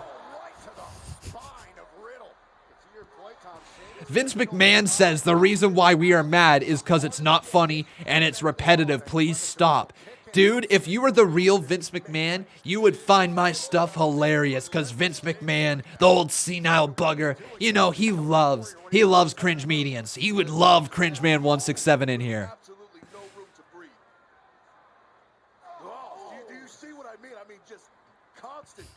Uh-oh, Sheamus into the corner. Running shoulder attack, nobody home. The issue I have is that I always have pressure when I wake up. Every day. Yes, get fooled, Con. I got you to say the word. Guess what, VamC? I didn't say the word. Joke's on you, you little jerk butt. Riddle kicking away on Sheamus, and now Fireface eats a right hand to his own face right there. Uh-oh, Sheamus has him up. Sheamus puts him down with an Alabama slam.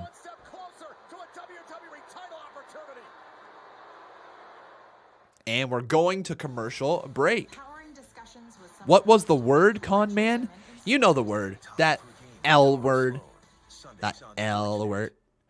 Amani James says YouTube should start demonetizing these every time Con Man shows Hornswoggle in a diaper. Now there's an idea for some justice. Well, Amani James, I'm going to tell you something right here, right now. My streams are all ready to monetize, so get Hornswoggle in a diaper! I have not had a live stream be actually monetized in God knows how long. It gets monetized for literally the duration we're live, and then it gets blocked pretty much right after. Let me show you, guys, without showing too much here. I want to show you what my videos look like at the moment.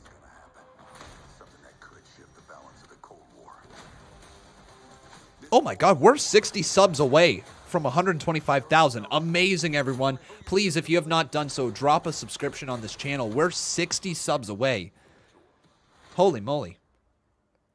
That's awesome. So, let me show you right here. I don't think there's any personal information on it. Good.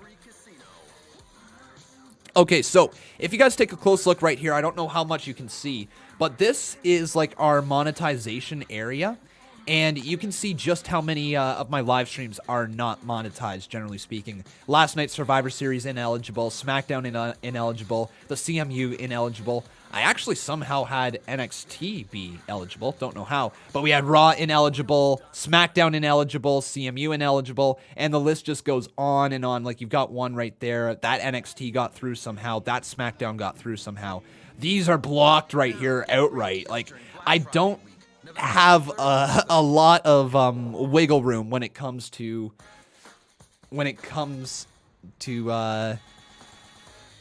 copyright. they get me pretty much every single live stream, so that's why I say, like, without your guys' support here with the donations, this channel wouldn't be able to exist, because, like, every single one of my videos get demonetized. And you know, like, the easy answer, how do I not get my videos demonetized? Well, I get rid of all the donation gifts, right? That's the easy answer.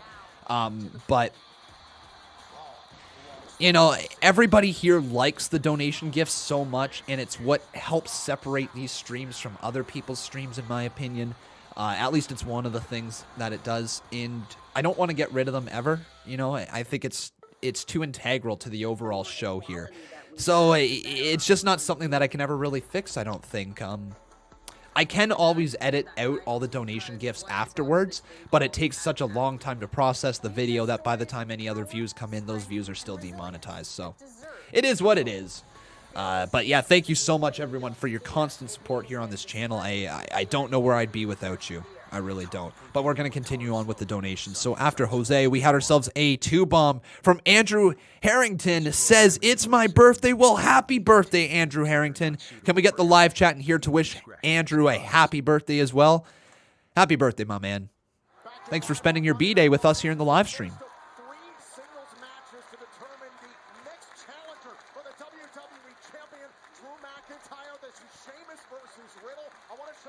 Oh, look at the stream chat right here.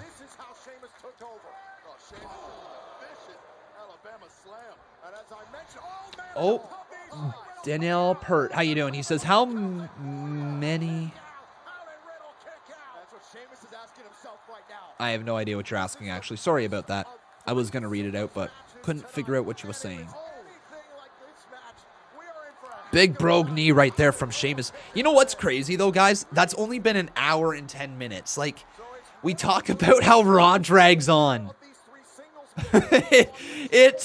it drags on, doesn't it, guys? Like, SmackDown, we'd be 50 minutes left in the show, and we'd be like, okay, now we're starting to pick up the pace of the show. We're going to get ourselves some big fights throughout the rest of the evening. But we still got ourselves an hour and 50 minutes. Like, I'm not trying to complain about watching wrestling, but it drags. Here's Riddle. What a floating bro! Matt Riddle just delivered the floating bro to Sheamus, and he's going to look to throw the human jar of mayo back inside the ring. Steps up in the corner, looking to go flying. Riddle. Oh, caught by Sheamus. Sheamus catches Riddle, throws him down. Cover, 2, kick out by Riddle.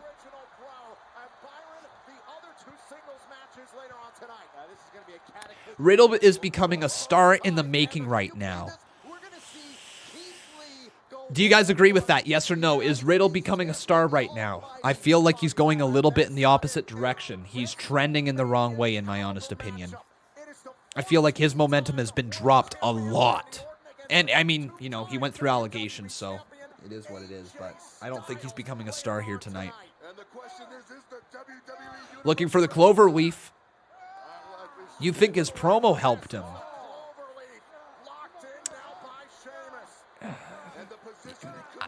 I mean, yeah, sure. It might have helped it for you. For me, it didn't quite work. For me, it just didn't quite work. Cubs fan says, Con, you should mute your audio to avoid copyright. So the big thing here everyone needs to understand is the audio that you're hearing here on TV never, ever, ever, ever, ever gets me copyrighted. Never. What does get me copyrighted is music. So when we play those donation gifts, like Triple H, Bow Down to the King, Seth Rollins, The Rising, you know, all those donation gifts, they generally get picked up by the YouTube auto copyright system. What happens is the video is still visible for all you guys to watch, but the ad revenue that comes in after the live stream is done gets sent off to the people who created those songs because I'm using their content in my video. That's how it works. It has absolutely nothing to do with the background audio, except for when it comes to pay-per-views. Yeah, you're right, Steve Taylor. When it comes to pay-per-views, that's a different issue.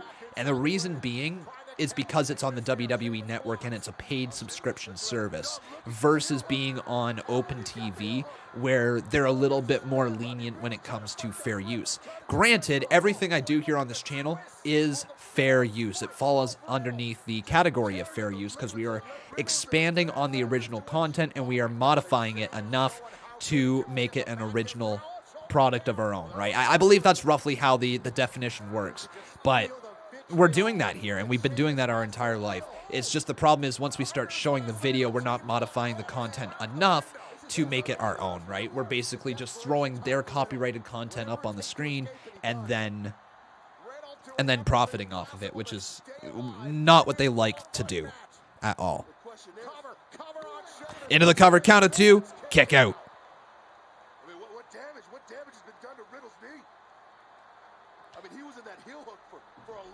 This match has been fire. Of course it's been. You got Fireface in there. Riddle went for a big kick. Step up, bro. Trigger knee. Cover 1, 2. Kick out by Sheamus. James Stark says that's why you get shadow banned, because you steal music. There is absolutely no theft going on in these live streams whatsoever. Absolutely zero. All of those little clips of music are like, what, 30 seconds or less, and they still get the ad revenue from it because it gets automatically picked up by YouTube, meaning that the credit is given to them right there. I don't know what your problem is there, my man, but I really don't quite like talking to you, if I'm being honest. So I'm gonna remove you here from the chat. Have a good night. How far until 125K? Let's take a look. Still 60 subs. Still 60 subs.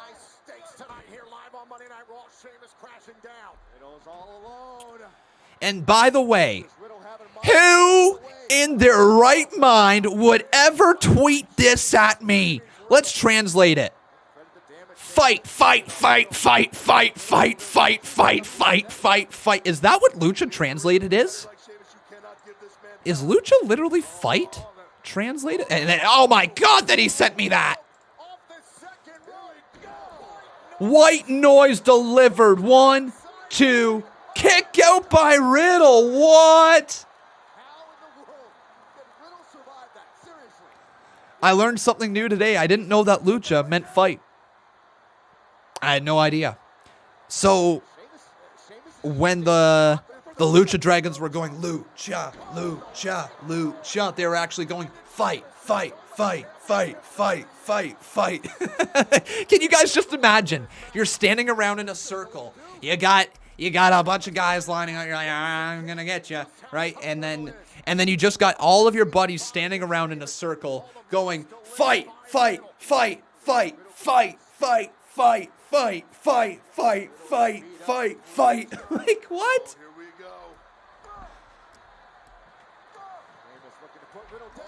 Bro kick, no one home. Riddle falls down. Riddle just collapsed.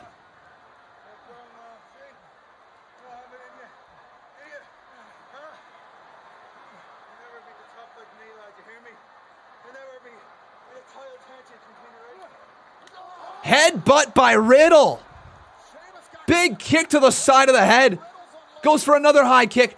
Oh, Riddle's up on the shoulders of Sheamus. Sheamus punching the top of Fireface's head.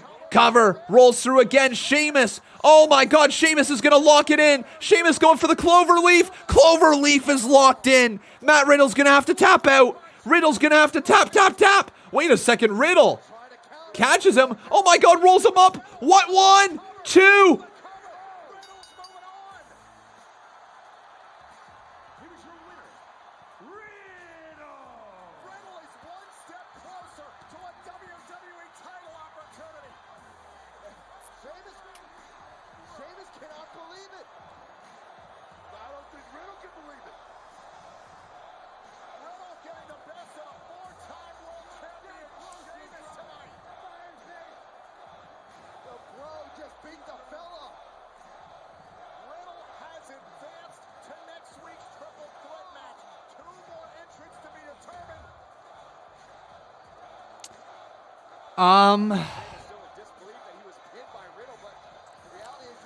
No, Chris Mason, right here I'm literally trying to decide if I like this or not. I'm really going through my mind like why this might have happened.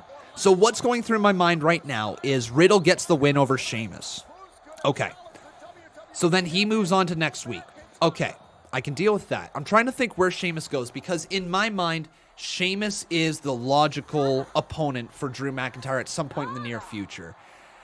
I don't think it had to be at TLC. So this does work, I think. I'm just trying to picture how you get Sheamus versus Drew to happen now, and I'm not too sure. No, I wasn't even thinking about that. Not too sure. Best in-ring competitors in the world. You're Raw Women's Champion. Okay, that's okay. I like challenges. I accept. I will see you in the ring. And who knows, tonight, you may go home the Raw Women's Champion. Lana versus Asuka tonight? Lana was expecting that response from Asuka. Can we see Lana versus Asuka for the Raw Women's title? I think we could.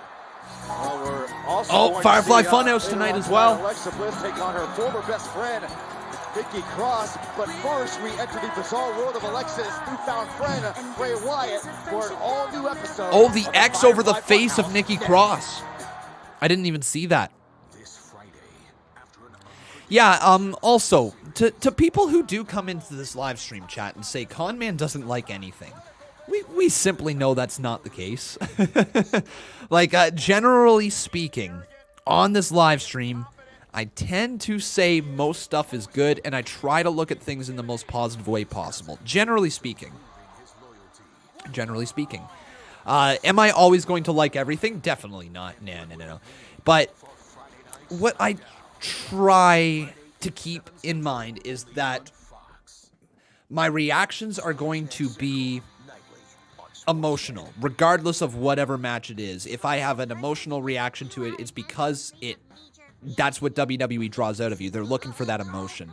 After that emotion comes out, that's where you start doing the thinking. Okay, was this the right call? Was this the correct move?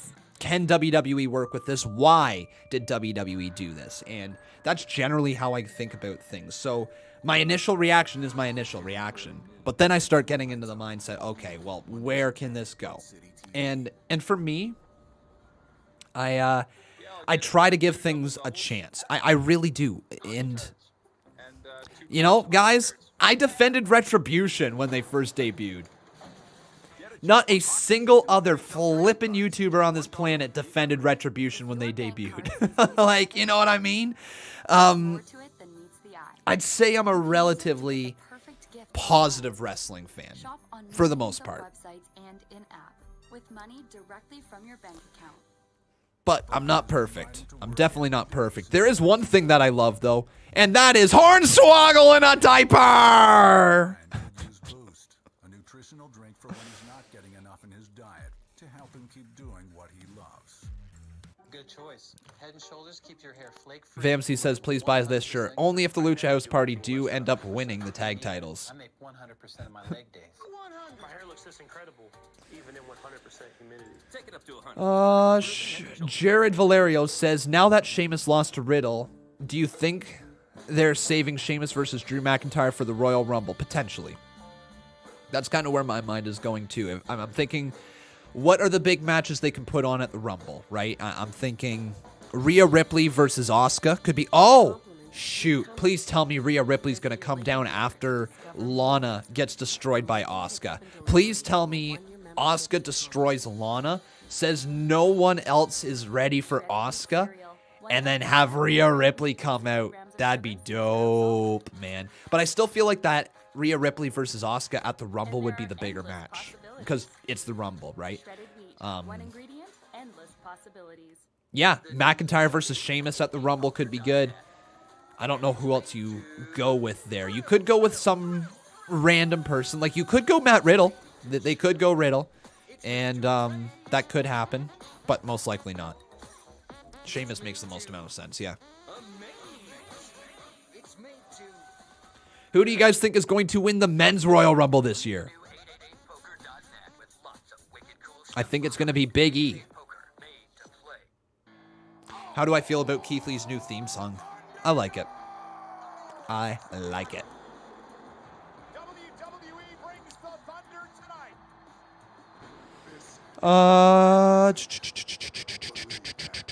Jacob Toon says Riddle was 100% stoned during his promo. He certainly sounded like it, didn't he? He certainly did, my man. Thank you for your support.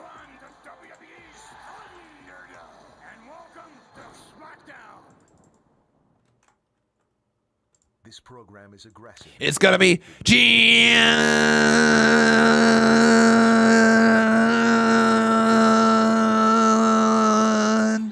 Cena. And the crowd goes wild. Ha, ha, ha. So yeah, Lana versus Asuka tonight for the Raw Women's Championship.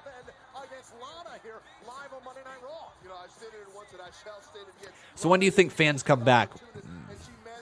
Can't tell you. I have no idea. And did you hear Triple H is starting to work on a second weekly show for NXT? I did. How can they think that's a good idea? I'm sorry. Wake the frick up, WWE. Just because AEW is thinking of a second show does not mean you need another one. You've got Raw, you got NXT, you got SmackDown. You don't need another hour of NXT. Like, you don't need it. You don't need it. Less is more.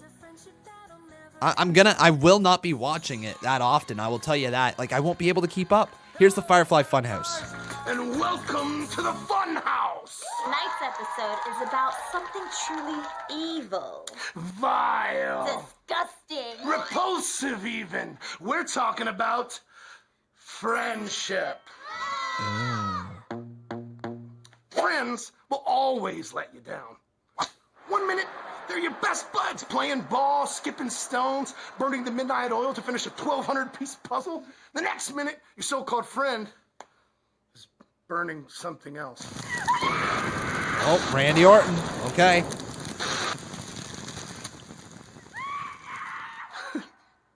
Trust me, friends are no good. Just like your opponent tonight, Nikki Cross. Ribbit. What? Pay no attention to this Tommy Rock, Miss Bliss. What the hell? Don't let a dear friend like Nikki Cross just hop away. It's a frog. Who the are you? Why, I'm the friendship frog, of course. The friendship frog? True friendship lasts forever. Is that so? Indubitably. Well, I believe that you should show Friendship Frog exactly what you're going to do to our friend, Nikki Cross, later tonight. A little help, please. Oh. The heel glove on Alexa.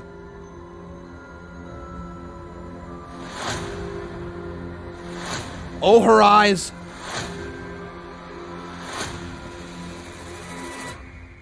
Well, this doesn't seem very friendly. Oh no! Alexa Bliss killing the Friendship Frog! That's a line that just came out of my mouth. The frog's dead. Okay.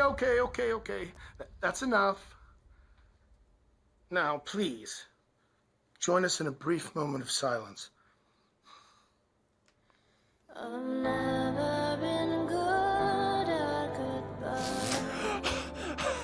Oh no! Oh no! They're giving the frog a literal montage. Why, I'm the Friendship Frog, of course. I believe that true friendship lasts forever. Oh my god! Friendship Frog was a fine amphibian. Yeah. It's a real shame he croaked. Oh.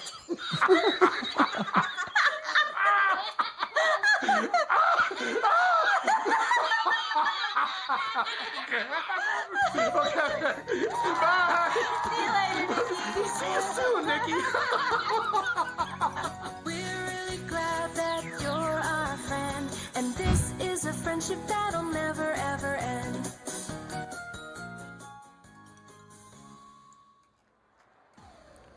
That's such good shit. Well, God damn it, pal. We're going to have him go inside the Firefly Funhouse, and we're going to have a new frog, and we're going to call it the Friendship Frog. Oh, that's such good shit. And then what we're going to do is we're going to have Alexa Bliss get healed, and her eyes are going to turn to a different color. And then Alexa Bliss is going to kill the Friendship Frog. Then we're going to put a little montage of his life up on the screen, making sure everyone remembers just how damn important the Friendship Frog was. Oh, God damn it, pal. It's going to be such good shit. Honestly, that was fun, though. That was fun. Here comes Asuka, and we're going to get ourselves Asuka versus Lana. So, let's talk about NXT again. So, I don't really understand why WWE feels like they're going to need another show for NXT. They've got 2 hours now. It just doesn't make much sense. But I want to pass the question on to you guys. Do you want another episode of NXT every single week? And what I mean by that, you're going to get another hour of NXT every single week if this happens. So do you want that? Yes or no?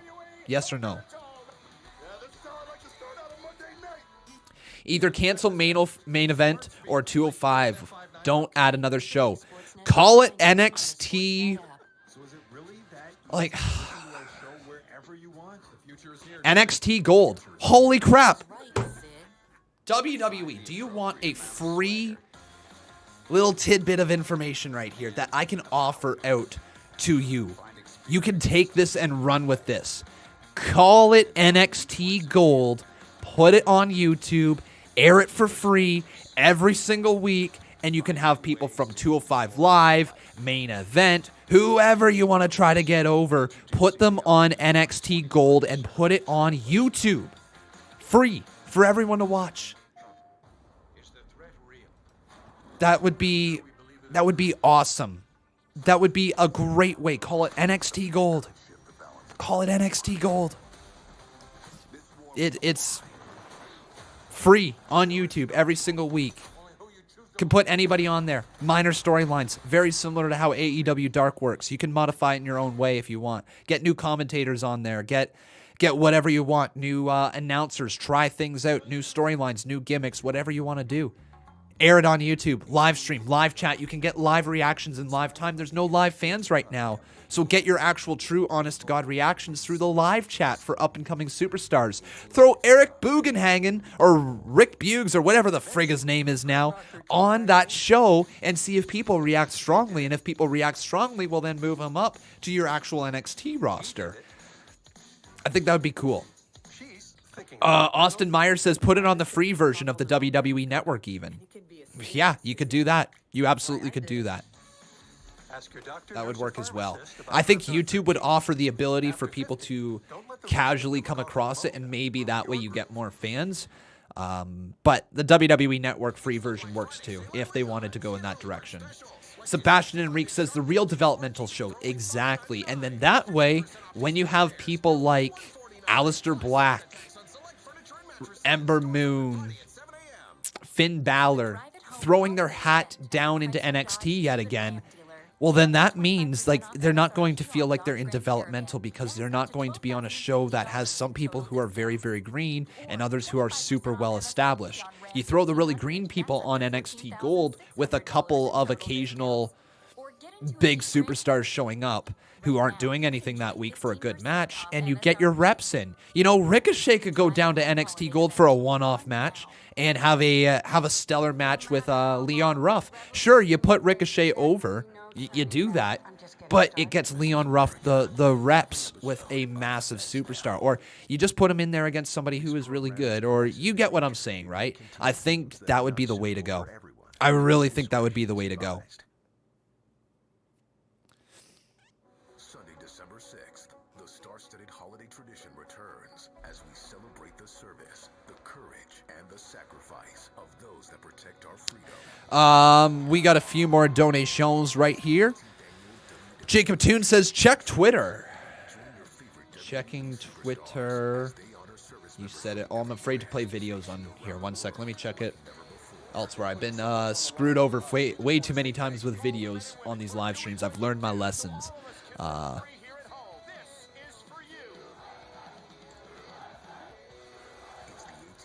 Oh, it's not even showing up. What the heck? Sunday, December 6th. Check local listings. Only on Fox. It's not even showing up. What the heck? Oh, there it is. Okay. The freaking Lucha House Party.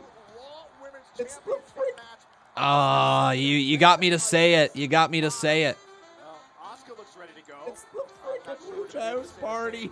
Yep, you got me to say it. Oh, boy. You got me red-handed. Oh, my. Well, everyone, you know what time it is. It's Lana spelt backwards time. Lana spelt backwards. Lana spelt backwards. Lana spelt backwards. A-N-A-L. Lana spelt backwards. Oh, my.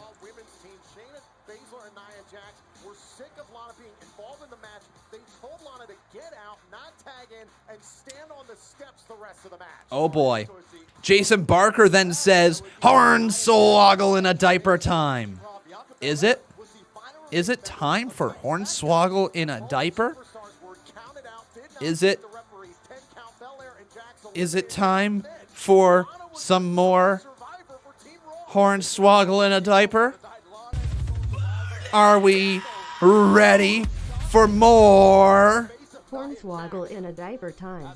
Oh!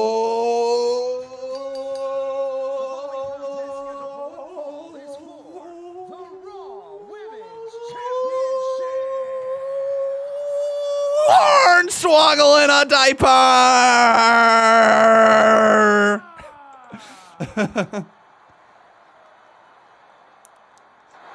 And her opponent, from Osaka, Japan, she is the Raw Women's Champion, Asuka! So do you think Asuka was... So, let's get this match underway. Asuka versus Lana.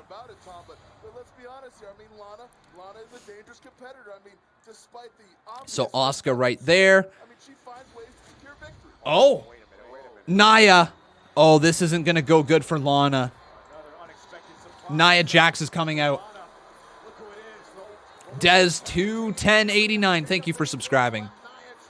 Thank you so much. Okay, so... who will win? Nia Jax and Shayna Baszler, by the way. I'm not sure if I said that.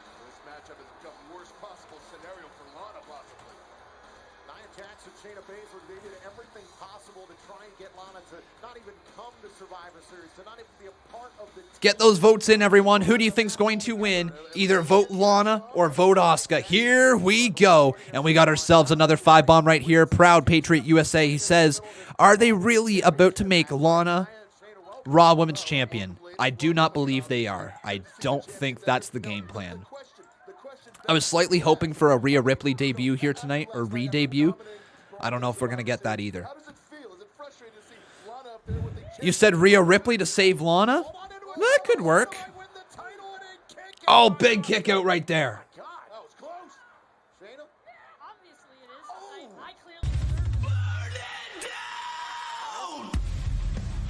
Is Lana going to go through a table again? About to make Lana Raw Women's Champion?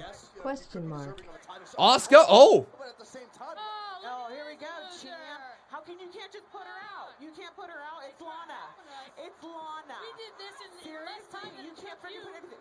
Oh, spraying water at them. This isn't good. And Nia Jax just punched Asuka. Game over. Disqualification. Disqualification. Lana can't believe what just happened. Is Rhea Ripley going to save Asuka? You know what? Come on, Rhea.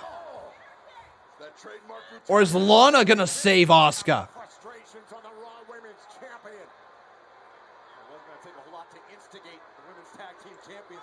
Raul Kapar says, Khan, you led me to this, and then proceeds to say the most disgusting five-letter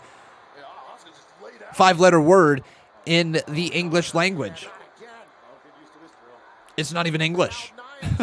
Oh, no, Asuka. Hey, Lana saving her. Uh-oh. Lana back inside the ring.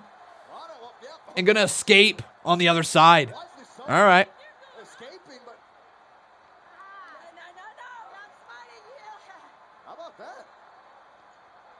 Oh, Nia's got a mic.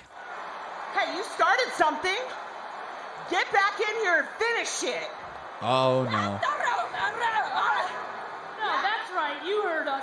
We're challenging you right now tonight. Sounds like a challenge for a tag team match, I guess. Is going to happen?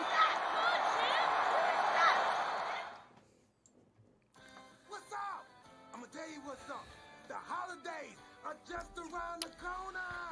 Only WWE would build to a women's championship match and then have them tag with each other less than like 2 minutes into the match. Only WWE. They do that too often. I understand, right? I completely understand. But man, it just oh, crap! Gulak from behind. Is Drew Gulak the new 24/7? Uh-oh. Lights are out. Oh, no.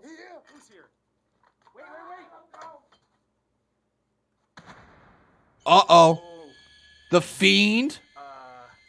The Fiend behind Drew. Oh, it's not the actual Fiend. It's Tozawa, I think, in a mask.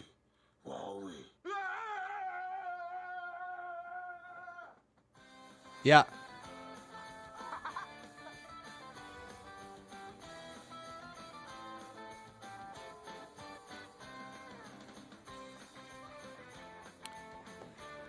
WWE shop has like some of the most ridiculous items. It would be really fun to do like a giant haul off of WWEshop.com one day and just show you guys some of the most ridiculous items on there. Would love to do that.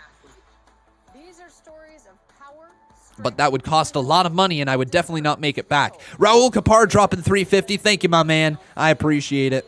I appreciate it. With that, we're going to have a new boss, and his name is going to be Raul Kapar.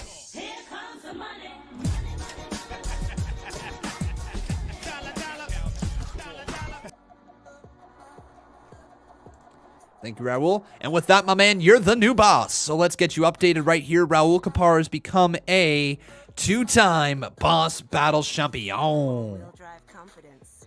All-wheel drive fun.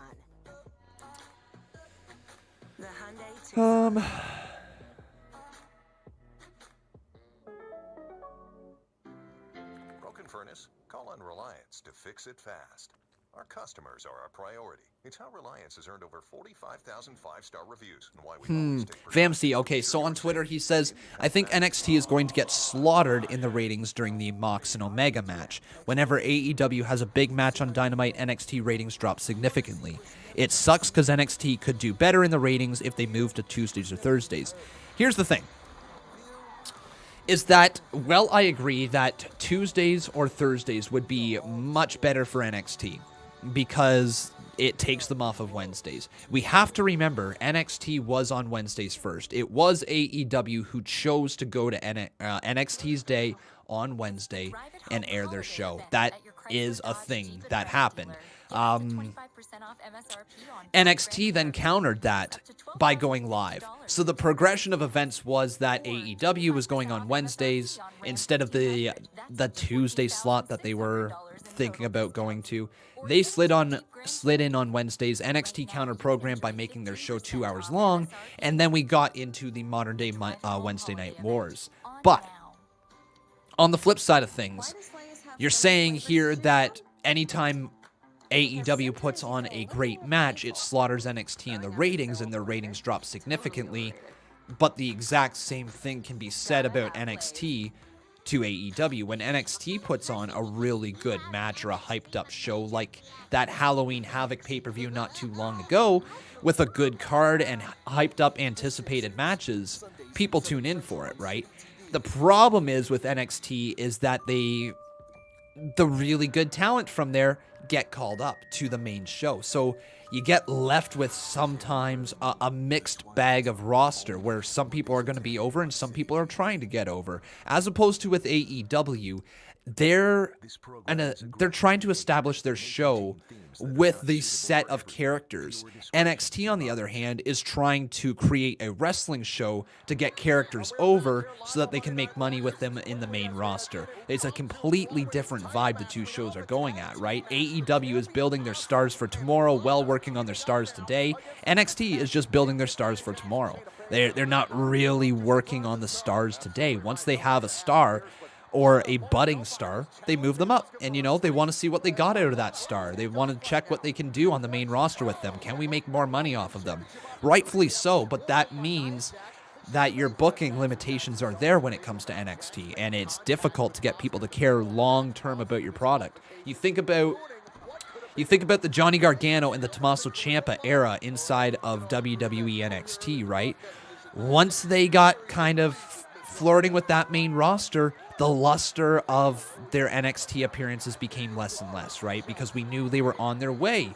Then all of a sudden they weren't on their way, and then because we thought they were on their way, their star power kind of fell, and then WWE thought they were on their way to the main roster, so they weren't booking them as strongly as before. They were starting to feed them to other people, and then once they started doing that, their star power fell even further, and then you just got into this position where you're like, okay, these are great superstars, but the star power of Gargano and Ciampa is not there like it used to be, even though they're still fantastic performers. You get what I'm saying, right?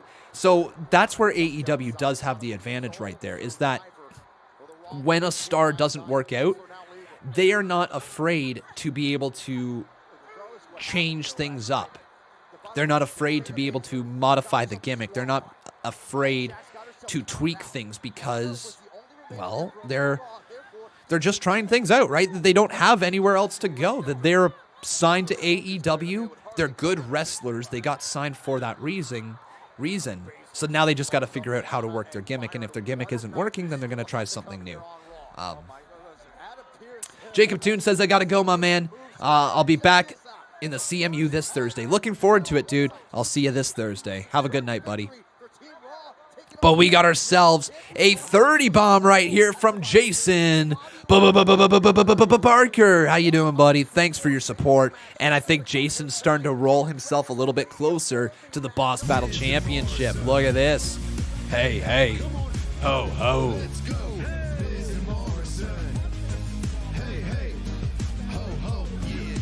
Miz Morrison. Hey, hey. Ho, ho. Woo! 3-time Boss Battle Champion for Jason Barker. What's the match right now? It is Lana. I guess I should probably get it up on the screen, shouldn't I? It is Lana and Asuka. Jacob E. Johnson, thanks for subscribing. Versus Nia Jax and Shayna Baszler. Oh, Lana driven into the corner, though, right there. We're also going to ask you guys in the poll just in a second. Nia Jax, boom, and Shayna Baszler.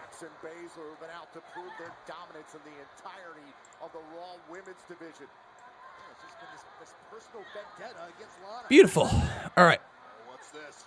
Twitter poll, not Twitter poll, just regular poll. And this is asking you who will win. It's either going to be Lana, Asuka, or we're going to go face, or will it be Shayna, Nia? Will it be the heel? All right, get those votes in, everyone. Do either vote heel or vote face for who you guys think is going to win this match. Vote heel or vote face. Juan Silva, how you doing, my man? He says, what happened to the Sweet Knees donation? Absolutely nothing there, Juan Silva. Absolutely nothing. Sweet Knees comes in when people become when people become a member on this channel. So if you become a member for the very first time, you will hear Sweet Knees play, and we all sing it out and have a fun little time. Lana makes the tag, in comes Asuka, and the Empress of Tomorrow's going to wreck some fools today. Big kick right there to the face of Shayna Baszler. Goes down with the hip attack to take out Nia Jax. Back elbow delivered right there to Shayna Baszler. Baszler eats that one kick to the midsection. And man, Asuka versus Shayna is one of those matches WWE could build to. Big time.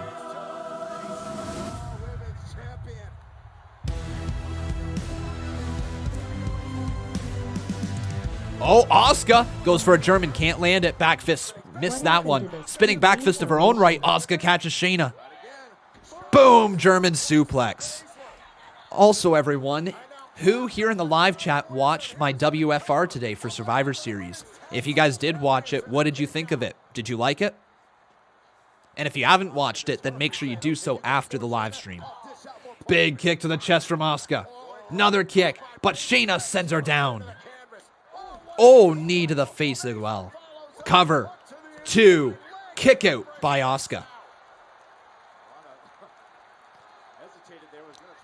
Glad to hear you guys liked it. Oh, Nia Jax pulls down Lana. Oh, boy. And Lana now, oh, no. Unbroken says, Jordan, you don't have a wrench. Yes, he does. Jordan Williams is definitely a moderator on this channel. He's been a mod for a long time. Oh, Nia Jax now taking the table apart.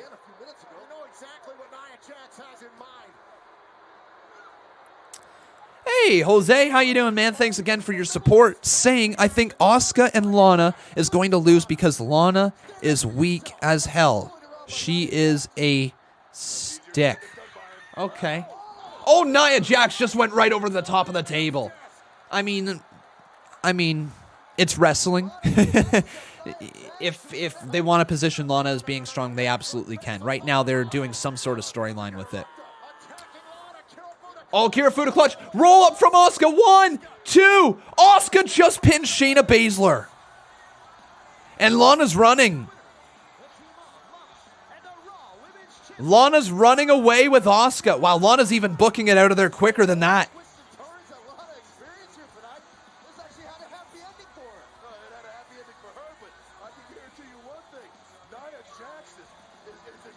Nia doesn't like that. Oh, Nia be mad.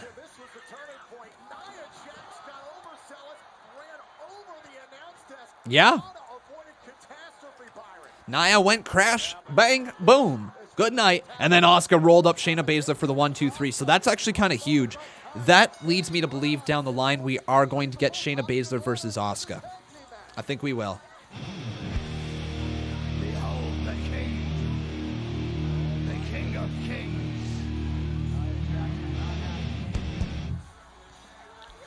On your knees, dog. Riddle backstage. All hail. Bow down to the king. I think Asuka and Lana is going to lose because Lana is whack as hell. She is a stick. What do you want? Oh yeah, he's facing Keith Lee. Guy's one heck of an athlete. Probably gonna be a fight for the ages, bro. I'm sure. Hey, question. You have these business investments, and I got a million ideas. Bro, what does everybody love? Pizza. What else does everybody love? Yogurt.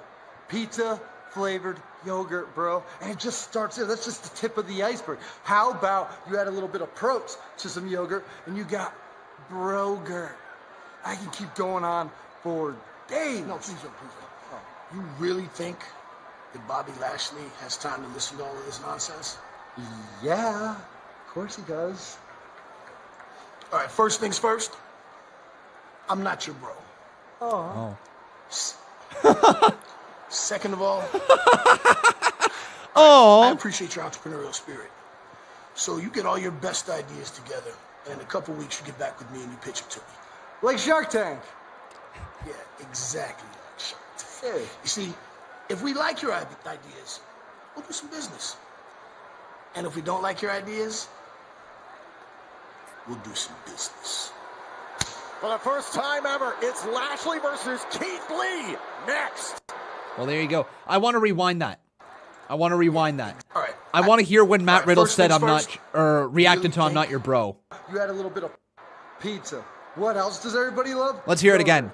Pizza flavored yogurt, bro. And it just starts there. That's just the tip of the iceberg. How about you add a little bit of protein to some yogurt and you got brogurt. I can keep going on for days. No, please don't. You really think that Bobby Lashley has time to listen to all of this nonsense? Listen for, first of all, I'm not your bro. Of course he does.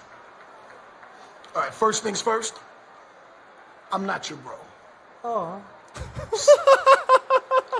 Oh my God. Of course he does. Ready? Ready, one more time. All right, first things first. I'm not your bro. Oh. Second of all. Oh my God, we're going again.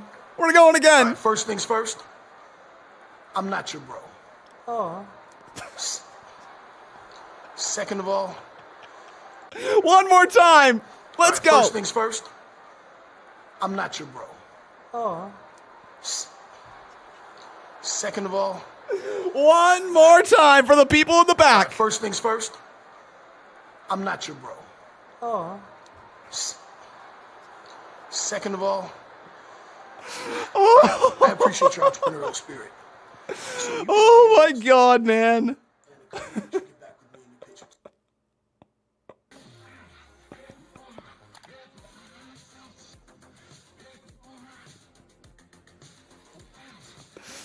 Oh, I'm losing it, man. That's so funny. MVP almost broke. Matt Riddle almost broke MVP. That was the funniest. First of all, I'm not your bro. Aw.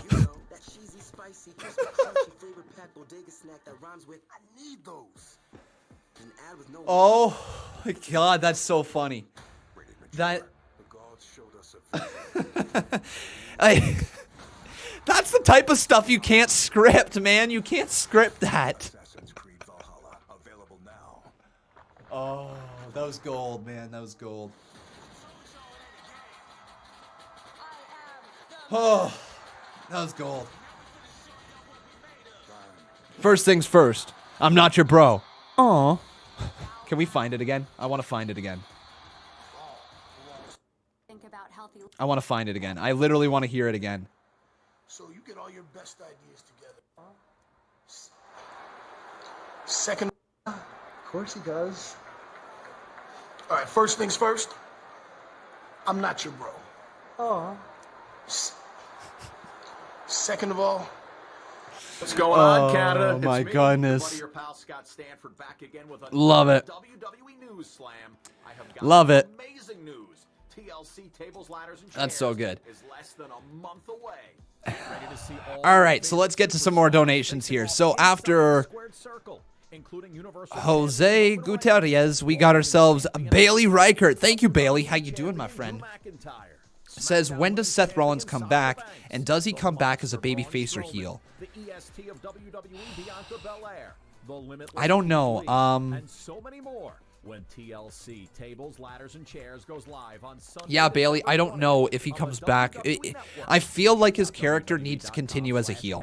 I feel like, but like after he has a baby, who knows? Fan reactions might change a bit to him.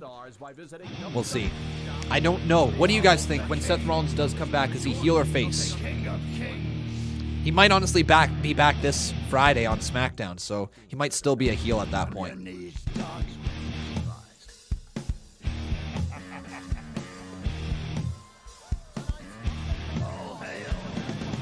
Bow down to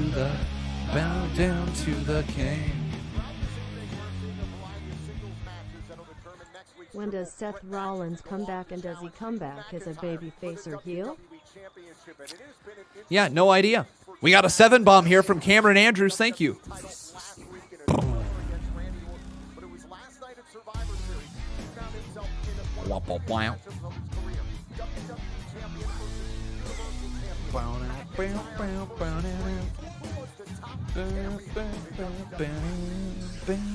Boom.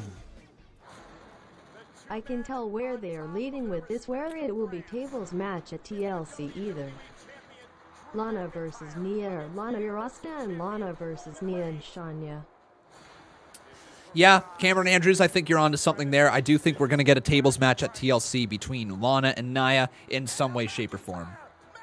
We're going back here. We got ourselves another donation now. Juan Silva, thank you, my man. He says that sound should be a new donation sound video.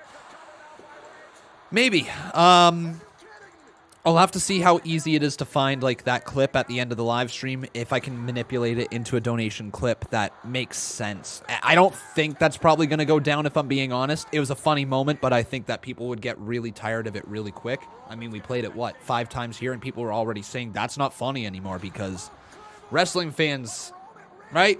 But still, maybe, I don't know. Well, thank you, my friend, for your support. I do appreciate it, Juan Silva.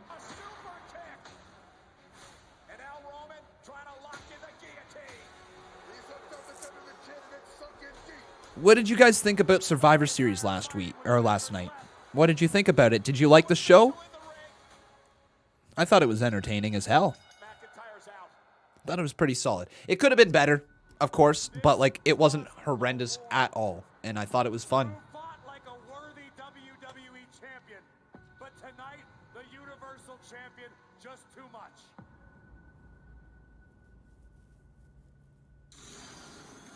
You know, Drew McIntyre. Oh, here it is. New theme song for Keith. The odds were not his favor, and the bloodline just proved to be too much. Drew McIntyre went toe-to-toe, step for step with Roman Reigns. Nothing to be ashamed of. In fact, if it weren't for Jey Uso in the low blow, yeah. So much better. The following contest is scheduled for one fall. Introducing first, from Wichita Falls, Texas, weighing in at 340 pounds, Keith Lee. So much better. So much better. And the reason why it is so much better is because we are not there hearing the intro to his old theme song and then getting something generic after. At the bare minimum, at least, Keith Lee gets presented as a new star. Not a guy who is holding on slightly to his old theme song, and that's all he is known for. No, Keith Lee is starting to become his own made man on the main roster.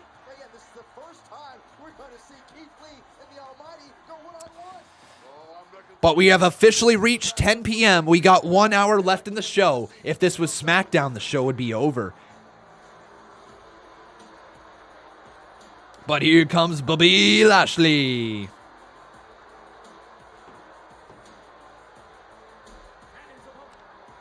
His theme song's actually growing on me. It's a little generic. It's a little on the generic side.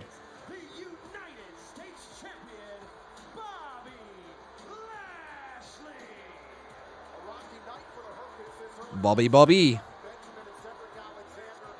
Ricky Bobby. You guys are saying, look at Botch Guy's video.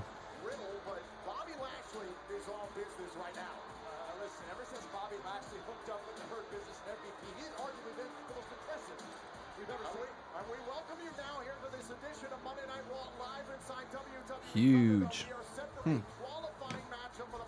Okay. So, Lashley versus Keith Lee. This should be interesting. A battle of two big men. Like, honestly, this is a solid match, actually, on paper. But there's the almighty Bobby Lashley versus Keith Lee. Keith Lee's got to win. Keith Lee's got to win. Jose says Drew is going to defend his championship against AJ Styles. Potentially. Like, that could go down. Oh, Bobby Lashley shoving away Keith Lee, and here we go. We got ourselves a battle. So we will get the poll up here in just a second as well, everyone. First time ever, Lashley versus Lee. Joe, how do you perceive this type of battle? Well, one thing I can't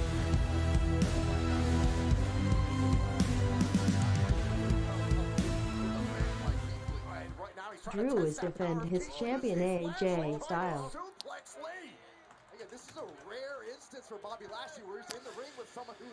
All right, here we go. Get those votes in, everyone. Who do we think is going to win? Do either vote Lashley or vote Lee. Keith Lee. Bailey Reichert dropped 5 in here. Thank you, my friend. Saying, did the New Day pass the torch to the Street Profits last night? In a way, yes. I don't think it was necessarily a passing of the torch moment, though. It's more so the New Day doing the job for an up-and-coming tag team, a younger tag team in the Street Profits. Yeah, not necessarily passing the torch, more so just doing the job.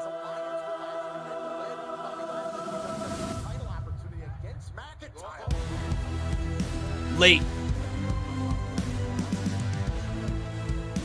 And Jose, thank you, my man, for that dollar bomb. New Day passed the torch to the Street Profits last night. Oh, and Bobby Lashley with a side headlock on Keith Lee right now. So Keith Lee is down to one knee, looking a little... Uh-oh! Remember those two? Remember that? Tyler Rex, I believe is his name? Right? Tyler Rex and Kurt Hawkins. Holy crap, that's a throwback. Hey, Amitty, how you doing, buddy? Was Survivor Series any good? Yeah, it was fun, dude. It was a fun show. Look on the face of Keith Lee says all you need to know.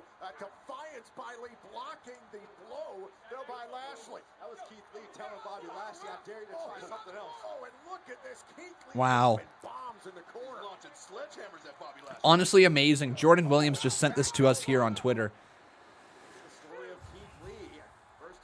Saying he rewatched this gem today, 4 years next year since I first joined your stream. Can't think of a better anniversary than WrestleMania. How much everything has changed since then. Look at the old live stream.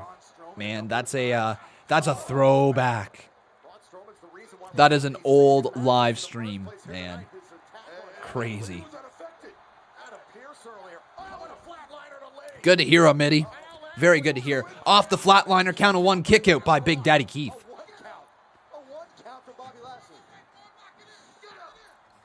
Now Bobby Lashley telling him to get up. This is actually the best Bobby Lashley I think has looked in his career. Is anybody going to agree with me on that one? Is this the best Bobby Lashley has ever looked? Big clothesline, attempting to take down Keith Lee. Shoulder tackle knocks him back. Keith Lee getting a little vicious now. Running clothesline sends Bobby over the top rope. Keith.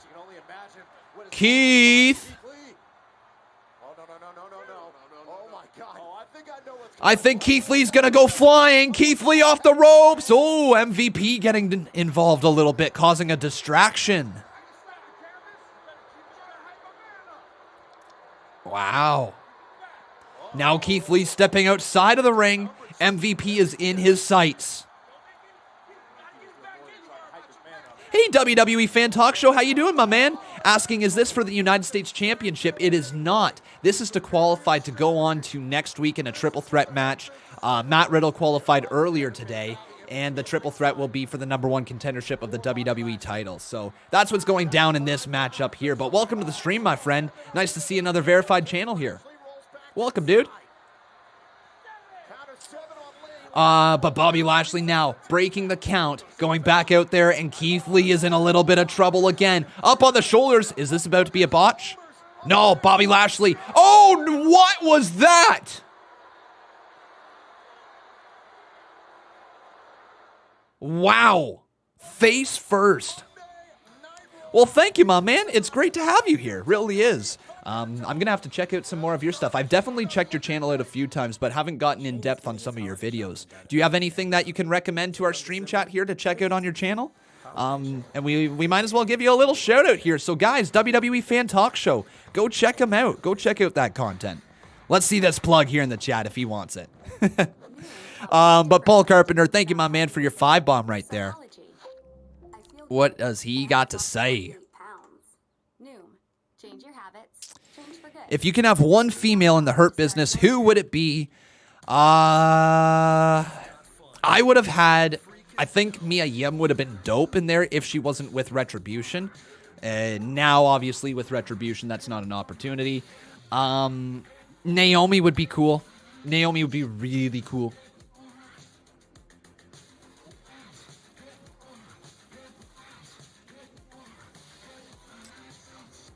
Yeah, I'd be down to see Naomi in it. How about you guys? Who would you like to see from a female perspective inside of the Hurt Business. Naomi or Bianca? Get up to 25% off MSRP on Dodge Grand Caravan. That's up to $12,050. WWE replica belt reviews. All right, there we go. So the WWE replica belt reviews. I'm going to have to check that out, my man. Thanks for tuning into the stream, though. It's great to see you. Welcome to the Con Man community. And Jose Gutierrez, I doubt I'm pronouncing your name right. I think I've been mispronouncing it the entire stream. But he says, good job with the thumbs up going like that. Well, thank you, my man. And just like this Fox that's giving us the big old thumbs up, you guys, the viewers, might as well give this video a big old thumbs up. How about that transition, huh? Well, there you go. Like this video, everyone. Support the channel. And make sure you're subscribed. I do appreciate it.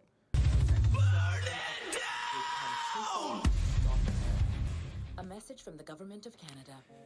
Daniel Pert up in here saying, I'm new here. Can you please tell me what is going on? As of right now, we've got ourselves a match between Keith Lee and Bobby Lashley to go on to next week's triple threat match. It's going to be a #1 contendership match next week. So already Matt Riddle is qualified by defeating the Human Jar of Mayo Fireface Sheamus. And there's going to be one more person who qualifies later tonight. The final match is Randy Orton versus Styles, correct? Am I right on that? Is it Randy Orton versus AJ Styles for the final match on the evening? Mondays at 10 on City TV. This program is aggressive in nature. It may contain themes that are not suitable for everyone. Orton versus Styles, yes. Okay, cool. Cool. Just wanted to make sure that I wasn't misquoting that. So yeah, that's still to come here tonight. It's going to be good. Jason Barker says, I've watched this stuff in the past. You're a great WWE fan talk show. Well, there you go. We even got one of our moderators giving him the nice plug in there. So we're going to have to make sure we check all that out. It's always good to see some other wrestling YouTubers come on in here. That's one thing that I really do like about how this channel works, is that this community is so open and welcome to new people who join into the stream chat. It doesn't matter who you are. We just want to talk wrestling, and that's what I love about this community. I really do. Oh, Bobby, or not Bobby, what's his name? Batista getting the glasses slapped off of him, but then he does the deal with it. Look, ooh, there you go. Thank you, my man. Retro Demand for your $1 donation right there. But let's get back to commentating because we got ourselves this match between Bobby Lashley and Keith Lee. Whoop, whoop. Keith Lee right now is locked in a submission hold. Oh, Bobby Lashley's head is bleeding. The right side of Bobby Lashley's head, it looks like he got nicked with something. I don't know what. Ooh. I didn't take your rose. Well, what do you want me to do with your rose? Like, you want me to just hold it for the next 5 hours, Retro Demand? I mean, I could give you your rose back and tell you where to shove it. That's so mean. That's so mean. I'm sorry. No, I'm so... no. Thank you for your rose. Mitty. How you doing, buddy? Just saying Lashley wins World Championship in TNA and in a faction with MVP and Kenny King called the Beatdown Clan. Yes, we are aware of that one. So this was the best Lashley. No, that Lashley was good. He was very, very good, but that Lashley does not have the same feel, the same mainstream attraction, the same build, the same hype as this Bobby Lashley here. He definitely had the TNA hype, which what I refer to the TNA hype as is you're over, but you're over because you're the top person in that company and people see clips online and that is enough to get you over. But people aren't actually paying money to see you wrestle at that point, right? People are aware of who you are because you're in a top position in TNA, but you're not actually in a drawing position yet. This Bobby Lashley can draw money. Okay, like straight up, guys, this Bobby Lashley can draw money. And this is not me knocking down the Bobby Lashley in TNA either, not whatsoever. They're just different levels, right? A mid-card guy inside of WWE outdraws a main event player in TNA 9 times out of 10.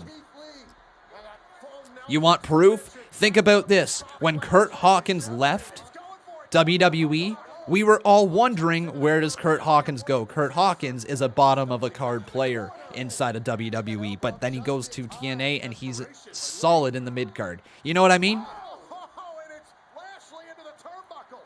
Why would you want to see Naomi or Bianca in the Hurt Business? Seriously, if there's something wrong with mixing in another race, just saying everybody talks diversity but doesn't want to. Okay, Mr. Negative. I'm thinking more so because not Bianca Belair. I'm more so thinking Naomi because Naomi's got nothing going on and she's played a badass heel in the past, and I think that she would fit wonderfully inside of the Hurt Business. If you want to say that's a race thing, I mean, you can make it up in your mind that it's a race thing. I'm going to go ahead and say that it's just because it would be entertaining as hell. If you want to throw, I don't know, Lacey Evans in that group, sure, go right ahead. But I'm going to tell you right now, Lacey Evans in that group seems like it would suck. I think Naomi in that group would rock. Same with Bianca Belair, but still. Oh, MVP just shoved Keith Lee face first into the steel post.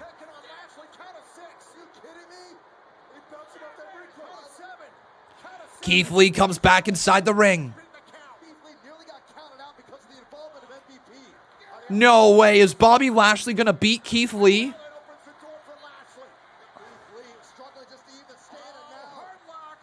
Hurt lock. Lashley trying to lock it in. Keith Lee waking up. Keith Lee waking up. Keith Lee waking up slowly. Oh my God, he's breaking the hurt lock.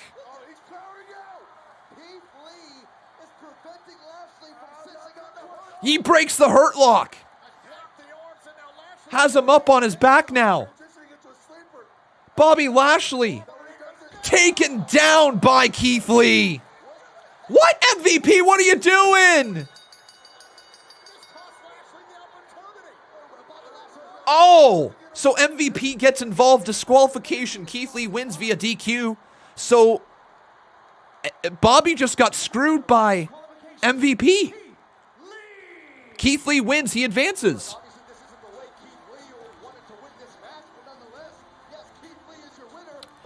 Was that smart? I guess it protects Bobby in a little bit of a way, but that is interesting.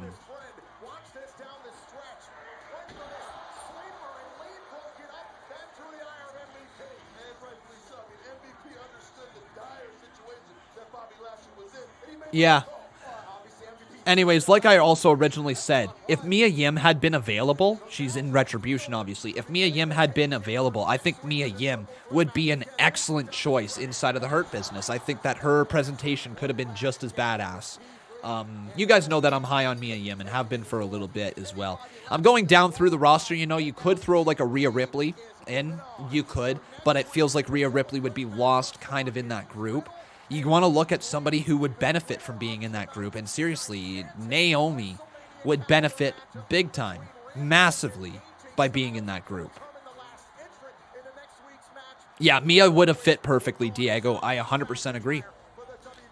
However, it's not always the case. You think Zelina Vega? I've got some unfortunate news for you, my man. Zelina Vega is not with the company anymore. Zelina Vega got released. Yep. We got some donations, so let's get to them now. Jose, thank you, my man, for your 5-bomb right there. He says he wants The Fiend to have a match versus Randy Orton. The Fiend has the history of Bliss and Cross.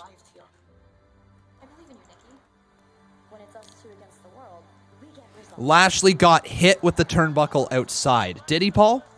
Okay, and that's how he started bleeding? Makes sense.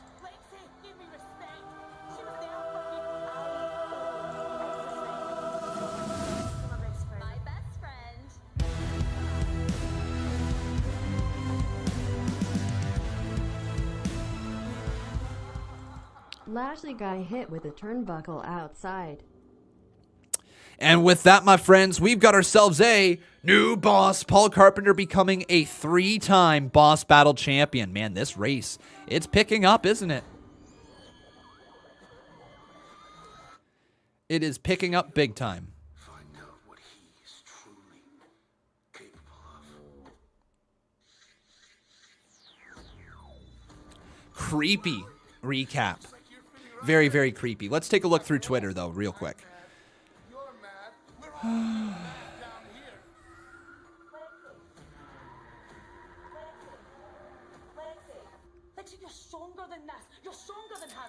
Yeah, okay. The man fan says, did Naomi quit? I haven't seen her in 4 months. I don't believe so, my friend. I don't believe so. Here's one thing I would like us collectively try to do as wrestling fans. And I know it's going to be difficult because I'm guilty of this as well. I would really, really like it if us as wrestling fans could stop comparing factions to other factions. And I'm so guilty of it as well. And I'm going to try to work on this. But I think that it would be beneficial to factions in the long term. It's kind of annoying every time that there's a multi-person faction that we hear comparisons to. Oh, this is like Nexus. Oh, this is like the Shield. Oh, this is like the Nation of Domination. Oh, this is like this. Oh, this is like that, right? What I said last week. Friends don't give up on friends. I didn't give up. Alexa was the one who gave up on me, on our friendship. You saw what's been going on. The last few months, I've been doing nothing but try and talk to her, try and help her, get her to see that she's been manipulated and controlled. I've tried, and I'm done trying. Oh. Last week, she made it perfectly clear that she doesn't want my help. She doesn't want me. She wants the Fiend. Message received, okay? Alexa and the Fiend can have each other, okay? I don't care. I am so sick and tired of worrying about her and our friendship. There's only one thing that I care about tonight. And what's that? I'm going to beat the Fiend out of Alexa Bliss. Cool. Well, that is exactly the attitude Nikki Cross needs to have here tonight. Huge for Nikki. Huge for Nikki. Honestly, everyone, that's a huge presentation for Nikki. Nikki just killed that promo. That is Nikki Cross's best promo to date. Best promo to date. Anybody want to argue with me on that one? I mean, not argue, but like, anybody want to throw another promo out there? Because I can't believe, I can't think of another promo that tops that one. That's her best promo yet. Gillette ProGlide and ProGlide Gel. 5 blades and a pivoting flex ball designed to get virtually every hair on the first stroke while washing away. You want us to get Psycho Nikki Cross back. Oh, this character that we've got now. It's, you can run with it a little bit more. Best promo, Jason Barker agrees. Beauty. Tested recipes and fresh, pre-portioned ingredients delivered to your door. Everything you need to cook delicious dinners. Interesting. Her promo on Bailey. Whether you do early work, Her promo on Bailey? Okay. I loved her promo on Becky in the UK. Hilarious. Okay. up to $15,000. Apply online today or visit your local money mart. I agree, though, Kevin Langoff. Very, very good promo. But welcome, everyone, here to the live stream. My name is Conman167. If you have not done so yet, please make sure you leave a like on this video. Also, making sure you are subscribed to this channel. Would love to see your name pop up there on the top left-hand side. We got 39 minutes remaining in this show here tonight. It's been a weird mix of good progression, good flow to the show, and then a little bit of, like, some downtime in it. I don't know, guys. I don't really know what to rate this show today. It hasn't been bad, and that's the big deal, right? It hasn't been bad. It's actually been moderately entertaining. The overall story for here tonight, trying to qualify for next week's triple threat match, is solid. You can't wear Canadian tuxedo to the award. But like, That's right, Brandon, because we're not going. I've got nothing left to prove with that. I don't know what else to say beyond there. I'm thinking this show probably isn't a 7 yet. We need to have some pretty massive moments, I think, to jump it up into the 7.5 range. So I'm going to go ahead and say it's 6.5 so far. That's my ranking of the show, and I'm not sure it's going to get much better than that. Yeah.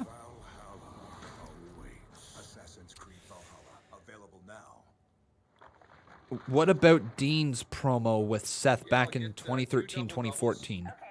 What about it? And 2 packs of hockey cards. What about it? All right, Tariq, I see you there, my man. You want Casey and Caden in the Hurt business. I mean, if you want that, good on you for wanting it. I can't agree with that. Voice WWERAW Radio, how you doing? Thanks for subscribing to the channel, my man. Welcome, welcome. Have you guys been enjoying Raw Talk and, oh, what is it? Smack Talk? Frig, what the hell is Talking Smack? Yeah, Talking Smack. Have you guys been enjoying those two shows?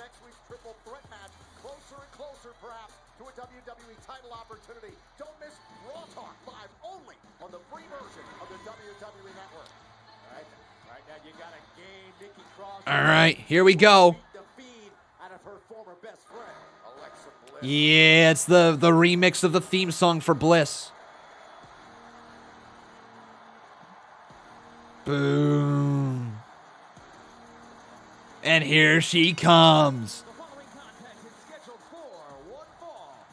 Oh, this character's so good.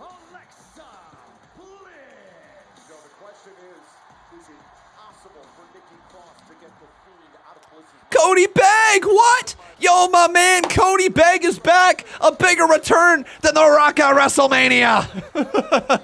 No, I don't even know if that's a great way to put it. But hey, Cody, how you doing, my man?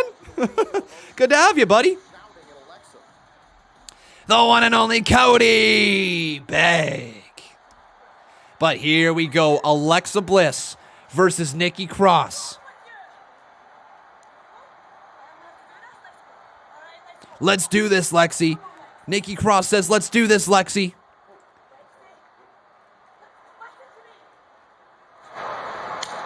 Oh. I win.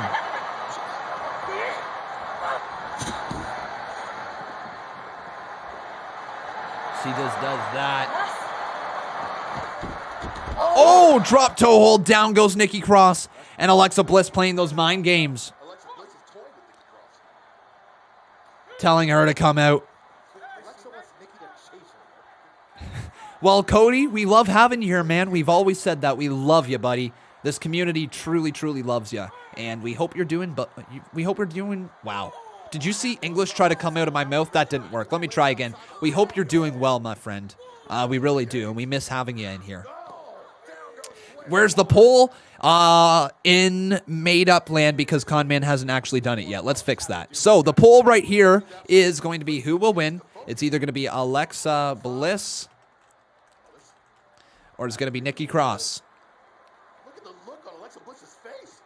This is playtime for Alexa Bliss, and Nikki Cross is the polar opposite. Don't be apologizing whatsoever, Cody. I just love to hear that you're working through it. You're continuing to battle, and you're continuing to fight the good fight, my man. Keep your head up and keep working strong because it's going to work. It's going to all come together. That's what happens in life. We work hard enough, we believe hard enough in something, and we want it bad enough, and it comes true. So, buddy, keep working hard, my man. Keep pushing forward because I know you got this. But Alexa Bliss now being taken down by Nikki Cross. Big clothesline by the Twisted Sister. And now going to slam the head of Alexa Bliss over and over and over into the mat. Now right hands delivered again from the Twisted Sister. And she's getting a bit of revenge after seeing Alexa Bliss turn her back on her.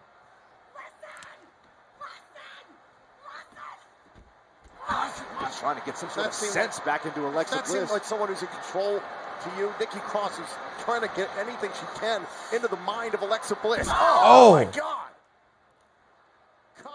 Screaming, listen at Alexa Bliss. But we now got ourselves a poll right here, folks. Who do you think is going to win? Do either vote Bliss or vote Cross right here. Vote Bliss, vote Cross. Oh, what a corner splash from Nikki Cross. Wait, Alexa runs into a forearm. 3, 4 forearms, 5 forearms.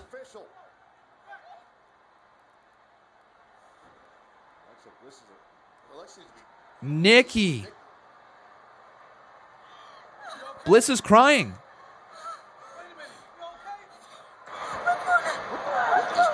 I'm sorry. You okay?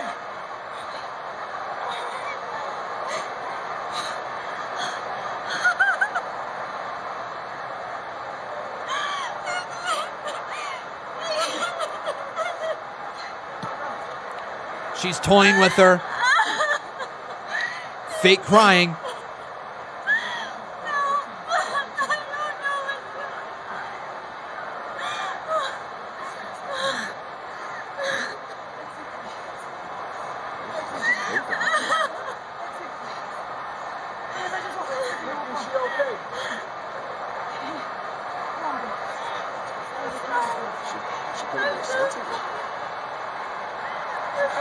I'm sorry, hugs Nikki Cross. And yeah, Sister Abigail. Sister Abigail. 1, 2, 3. Play in pain. Oh, there you go. Alexa Bliss goaded her in. And Bliss took down Nikki Cross with a Sister Abigail. Alexa Bliss's character is so good. There is so much potential here for her. Holy crap. Bliss is a future Hall of Famer. I'm saying it. She is fantastic. This is one of those characters that will etch you in wrestling history. My God, Alexa. And Nikki Cross can't believe what she just saw. Walking out, winking to Nikki, laughing evilly, and clapping as well. What a smile. She's mastered the creepy smile. All right, we got some more donations to get to here, so thank you everyone for your support. I do appreciate it so freaking much. Let's get going. So Jason Barker, how you doing, buddy? He says, where's my man, Joseph P. Ali? Let's see him at Survivor Series. The CMU, I will take his championship. Look at that promo from the Jason Barker. Oh, the Southern Stunner. Hey, hey, ho, ho. And with that, we're going to have ourselves a new boss. Hey, hey, new boss. Hey, hey, ho, ho. Where's my man, Giuseppe Ali? Let's see him at Survivor Series. CMUI will take his championship. Jason Barker, though, he is now a 4-time Boss Battle champion, so he's starting to push the envelope forward. Oh, my. Can he catch up before the end of the month? Can he win the Boss Battle Championship, or will it be Dave Rua's title to lose? Big questions here tonight. Paul Carpenter, thank you, my man, for your 2-bomb. He says, Killian Dane versus Fiend with Cross and Bliss. Oh, I see what you're saying. I see what you're saying. Killian Dane and Nikki Cross versus The Fiend and Bliss could go down. Most likely not anytime soon. You definitely weren't, Cody. I know Botch Guy was definitely a big person behind wanting to hear Sting and Undertaker come face-to-face last night. Here's my take on it. As amazing of a moment as it would be, I think it's better off being one of those moments that fans wonder what if, as opposed to a what could have been.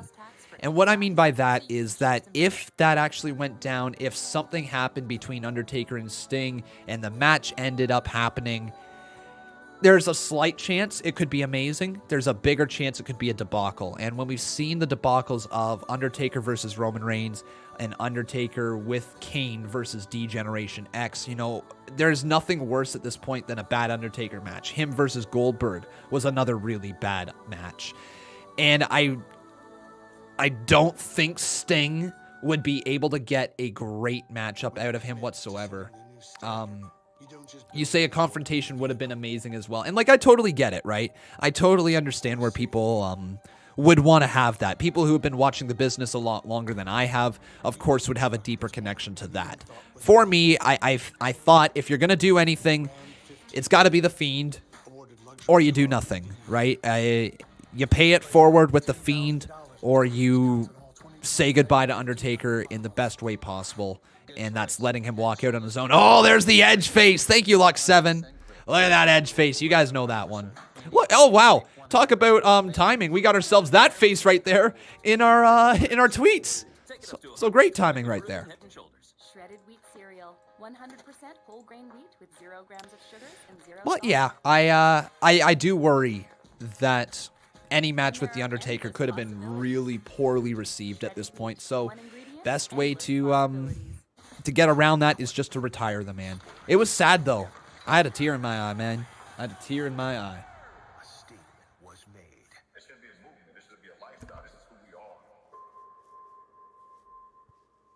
Speaking of Edge, I wonder when he'll return. Yeah, he's got to be getting close, right? Got to be getting close to returning.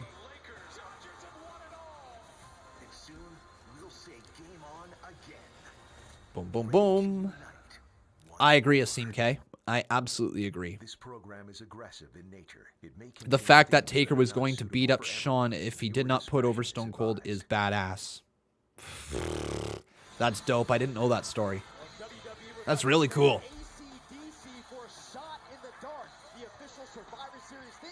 When do you guys think Edge is going to return? Let me know here in the live chat. But we are closing in on the final half an hour of the show. 26 minutes remain. And the show, I guess, has been flowing decently. It wasn't great.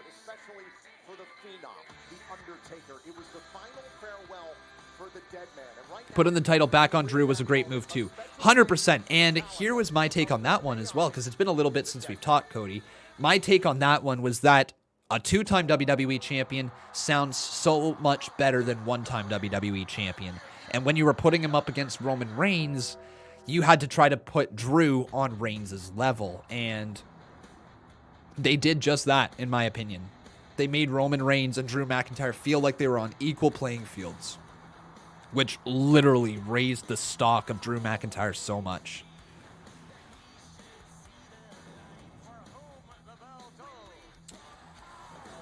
Oh, yeah. And I think tonight, actually maybe not.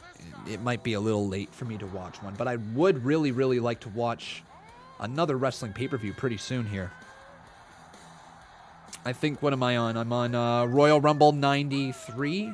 Is that where I'm at? Let's take a look.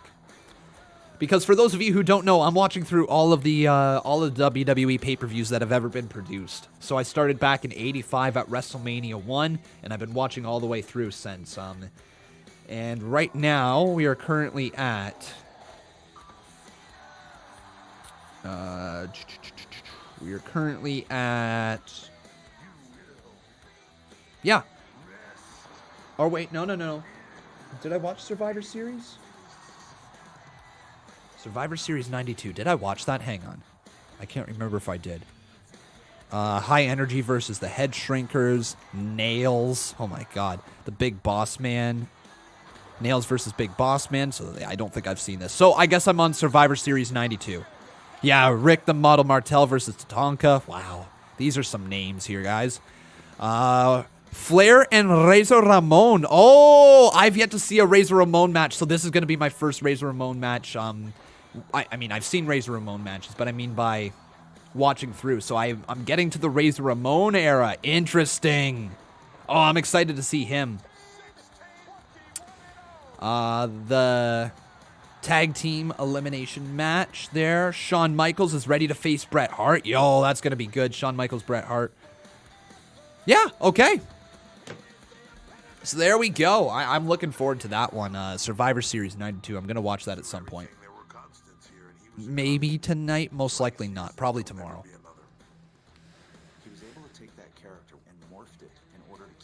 Conman, who do you think is the best worker? Talking terms of promos, in-ring skills, interviews, character, and sell.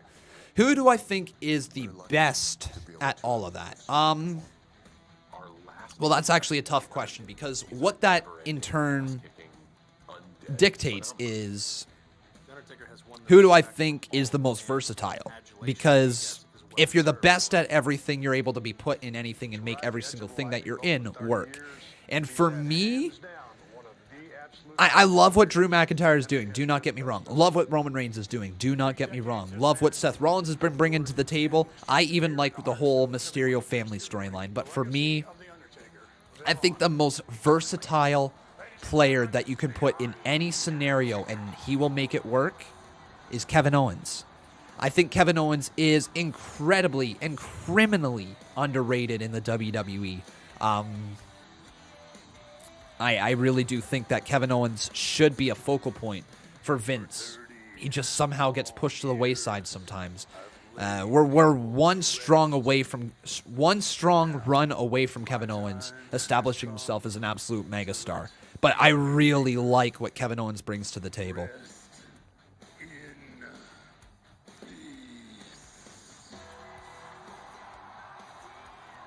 The final farewell was underwhelming. What was underwhelming about it? If you were hoping for somebody to attack The Undertaker or something like that, sure, I get it. But I think there's really no other way they could have done it. He said very few words. Undertaker's not known for speaking. They used a hologram of Paul Bearer. You know? It's okay if you didn't like it, but I don't know how much more they could have done if they weren't having anybody attacking him, right? The Paul Bearer moment was a perfect send-off.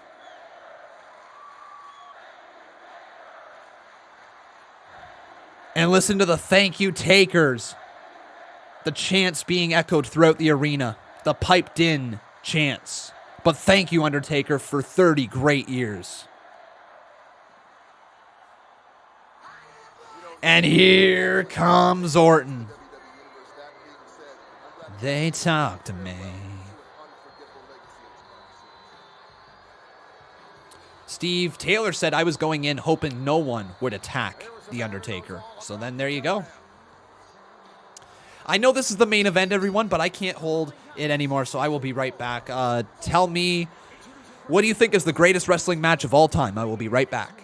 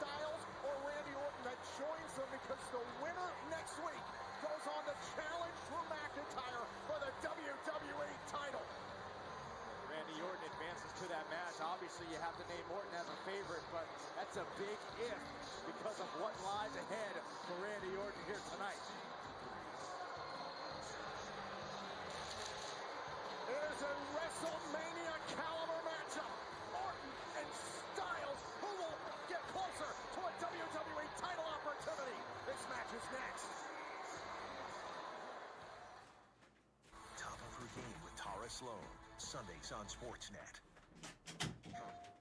Is the threat real? Yes, sir, we believe it is. Something big is gonna happen. Something that could shift the balance of the Cold War. All right. War was a lie. There is no truth. Only who you choose to believe.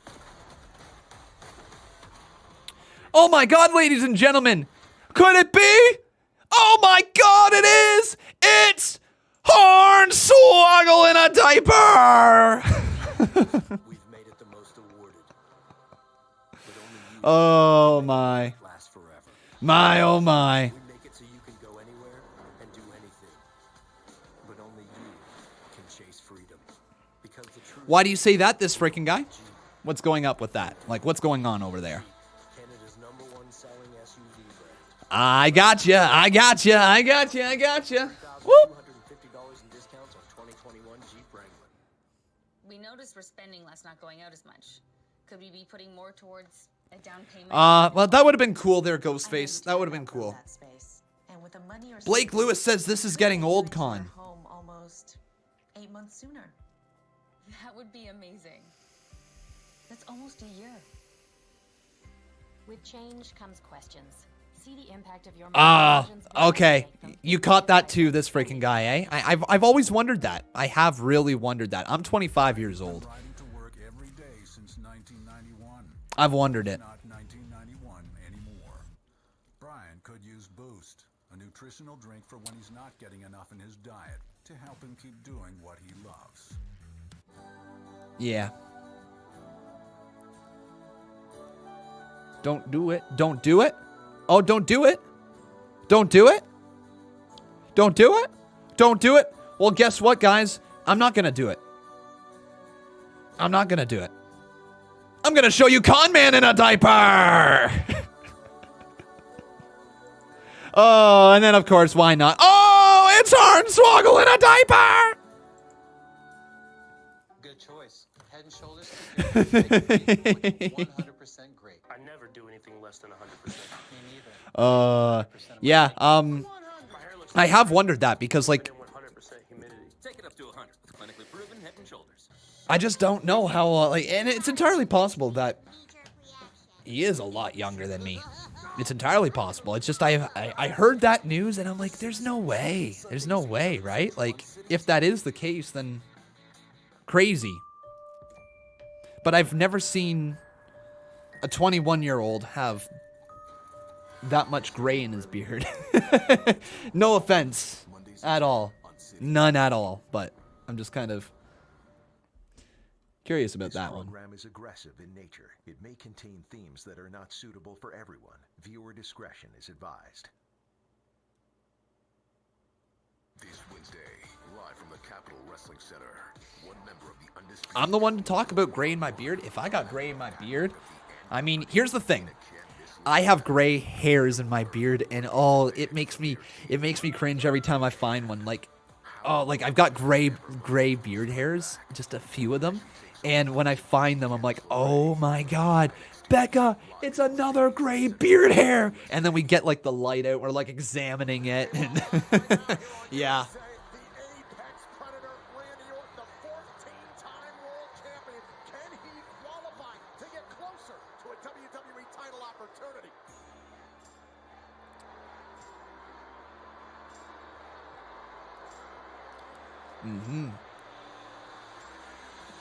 Boom, and here comes AJ Styles. Don't pull them. They grow back 5 times the amount. Okay, that's actually a really good advice right there.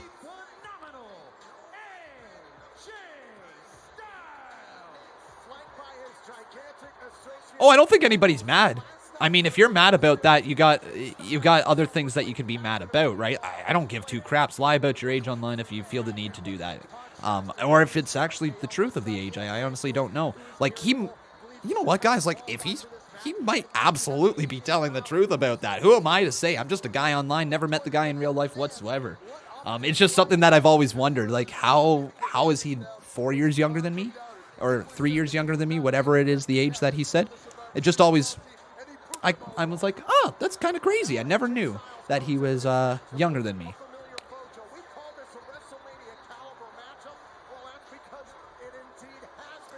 And like when I hear him talk about the wrestling business as well, sometimes like he speaks about the business as if like he's been around for a long, long time. So like, you know, maybe his wrestling knowledge is just off the charts at 21 years old. He might be. And this is not me talking bad whatsoever. Please don't anybody online misconstrue this whatsoever. It's just a thing that happened to be brought up here in the live chat.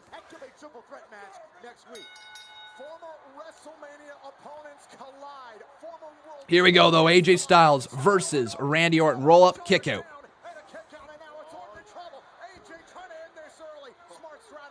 Absolute smart strategy by AJ Styles. I mean, like a rabid animal, just going after those pins as quick as he can. All right. So let's get them up on the screen.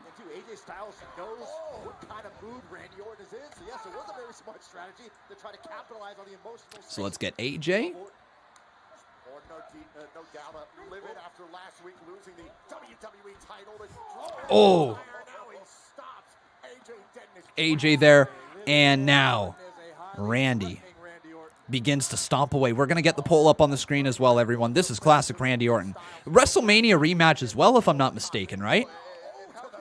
WrestleMania rematch, if I'm not mistaken. He's got quite a large insurance policy in case something goes wrong. Enormous. Almost in the corner. And now look at Styles bury the shoulder right in the midsection.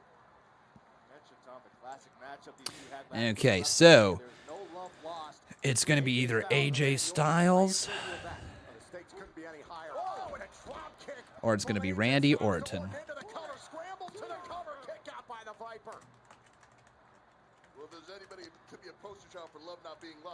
Orton. There we go, everyone. Get your votes in. Who do you think is going to win this match? Vote Styles or vote Orton. Some people say Styles is winning. Let's think, because you have Riddle, you have Keith Lee. I feel like Riddle, Keith Lee, both faces, they need a full-on heel. Randy makes sense, right? Randy makes sense, but Styles would be good. Would be really good to have Styles there. Jordan Omog being throwing him back up there. Oh, what a knee from Styles!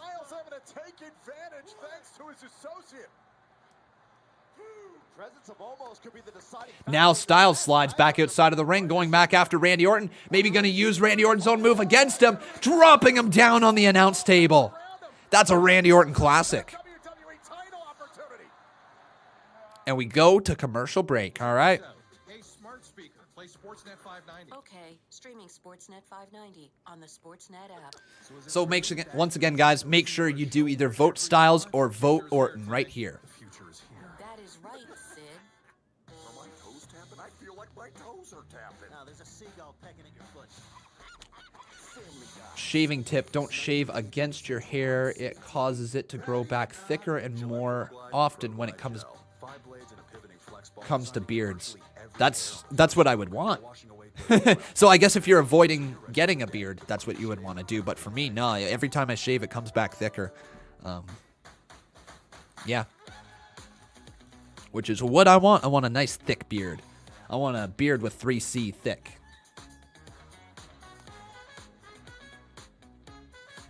But everyone, if you have not done so, please make sure you leave a like on this video. Also making sure you are subscribed to the channel. If you guys are really enjoying the show, you can obviously consider dropping a super chat donation. Any little bit is appreciated to keep these shows alive. But thank you guys so much for being in here tonight. We're going to roll a quick ad. We actually haven't run an ad throughout this entire show, so let's put that in there. Ad has been inserted. Justin Evilizer, my man, I don't know what else you want from me. I don't know what else you want from me. You have said many times here in the live chat that you don't want me to show you Hornswoggle in a diaper anymore. And I don't know what to tell you there, man. I really don't, because I'm gonna keep on showing you Hornswoggle in a diaper. Yeah, what of it? There is no truth. Only who you choose to believe. Jose Gutierrez, thank you, my man, for your 2-bomb right there as well. And let's roll it.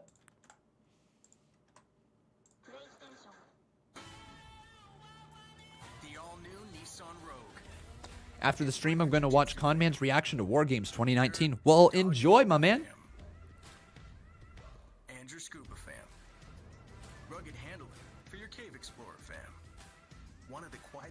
In its class for your knitting fam. May I ask how long you were planning on torturing us with Hornswoggle in a diaper? How long? I don't know. How long's Hornswoggle's career been?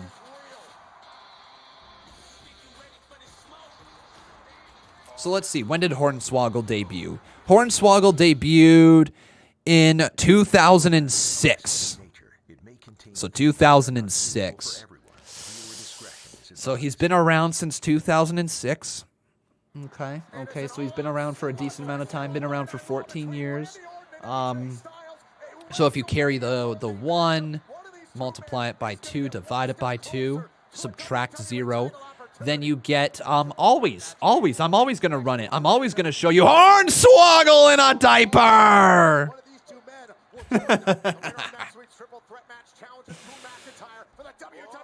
Oh, but now AJ Styles pulls him back. Randy Orton runs into a chop block as well.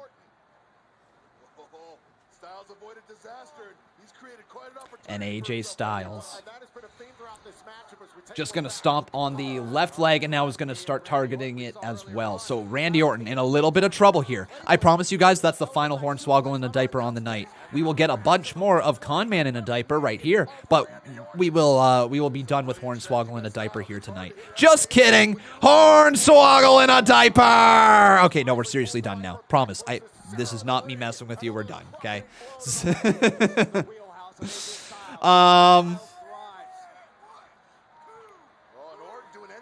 But now Orton getting his legs stretched out right here.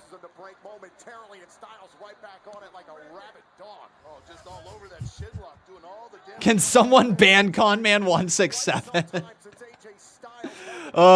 Jason Barker says, in the club they call me Lil Thicky. They call you Lil Thicky, eh? Is that a reference to something? Does Lil Dicky call himself Lil Thicky at any point, or no? Championship last week, thought he was going to Survivor Series, instead now having to qualify for a chance. And AJ Styles obviously going to work on that leg, and he softened it up because he knows that calf crusher. I wonder if the Fiend gets involved with Randy Orton's match here, and it allows AJ Styles to pick up the win. Oh, rolls him up. Oh, Orton stands up, and then it kicks him in the face. Oh, in the club they call me Lil Thicky in terms of your beard. Gotcha. The 14-time WWE champion Randy Orton. Fiend will get involved 100%, says Jordan Williams. Yeah, I think you're right.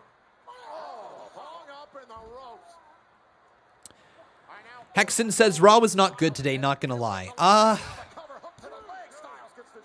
Yeah. Here's the thing. It's not been a bad show, right? And I really want to separate the bad Monday Night Raws from the ones that are just kind of there. And tonight, this show has just kind of been here.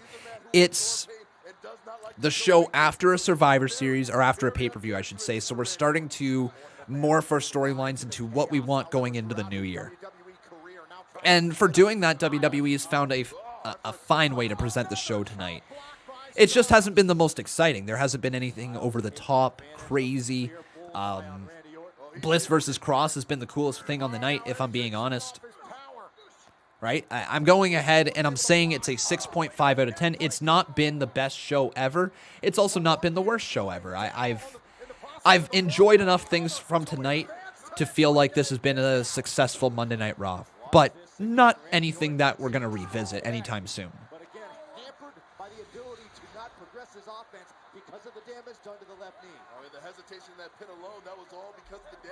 What's your guys' ranking of Monday Night Raw, though, so far? Orton puts Styles up, ready for the Viper DDT. Locked in, loaded. Oh, but Styles pushes him back. Randy runs at him. Into the calf crusher. Randy Orton caught. Randy Orton, oh, he finds a way to reverse that. Man, that's so smart from Randy Orton. And Styles wrenching back on the calf. Wrenching back on it. And locked in. Randy Orton is caught. He is caught deep in the calf crusher. Is Orton going to tap out here to AJ Styles? Or does Randy Orton get into the bottom ropes? Can he reach them? He is many, many, many feet away. Grasping, crawling, gripping at the mat, trying to get his hands towards the bottom rope. Randy Orton is almost there. Randy Orton, fingertips away. Randy can't quite reach it. Oh, he just gets there. Oh.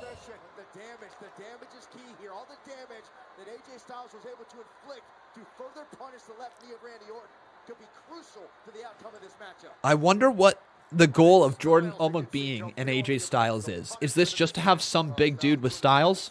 Or do they have some long-term plans there? I mean, if you're Jordan being, there's not too many better people to learn from other than AJ Styles. Cover off the power slam. Kick out at 2.5 by AJ Styles. We're just showing you how quickly he can strike. He's called the Viper for a reason. At any point, any time. Remember, get your votes in, though. Who do you think is going to win? Vote Styles or vote Orton right here in the live chat. Right now, Orton is Orton stalking Styles, goes for the RKO, but he can't land it. As Steve Taylor says here in the live chat, it's the RK no. And there's an enziguri to the side of the head of Randy Orton. He's in a little bit of trouble. And Orton slides to the outside of the ring. Smart man. Very, very smart man. Styles goes for the forearm, can't land it. Oh, and Styles taken down face first he goes. Randy Orton leaning. Uh-oh! Oh my God, the Fiend is here! The Fiend is here! The Fiend is right next to Randy Orton! Oh my God! Where did he go? Where did the Fiend go?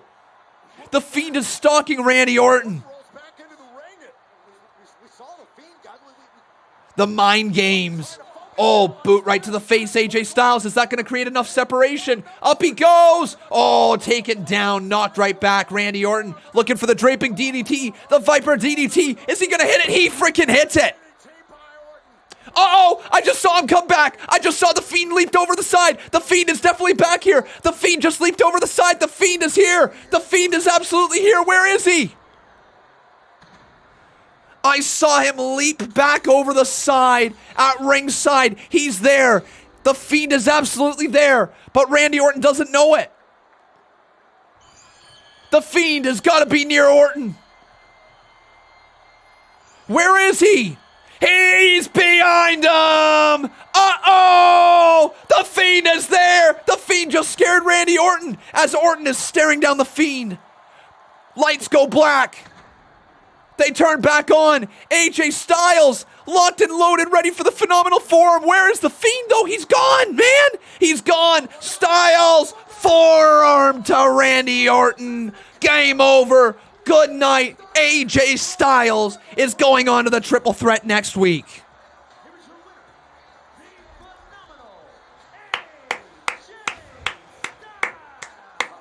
All right, next week, Riddle, Keith Lee, AJ Styles.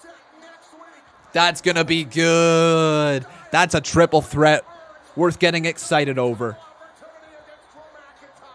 Absolutely a triple threat worth getting excited over. That is going to be next week, everyone. My ranking still sits here at 6.5 out of 10. Nothing to bump it up into the 7 range. But honestly, very entertaining main event. The Fiend's laugh is there. The Fiend is laughing as Randy Orton can't believe what he's hearing, and that's going to spark their feud as we come to the end of Monday Night Raw here tonight. Well, there we go, everyone. That closes that out.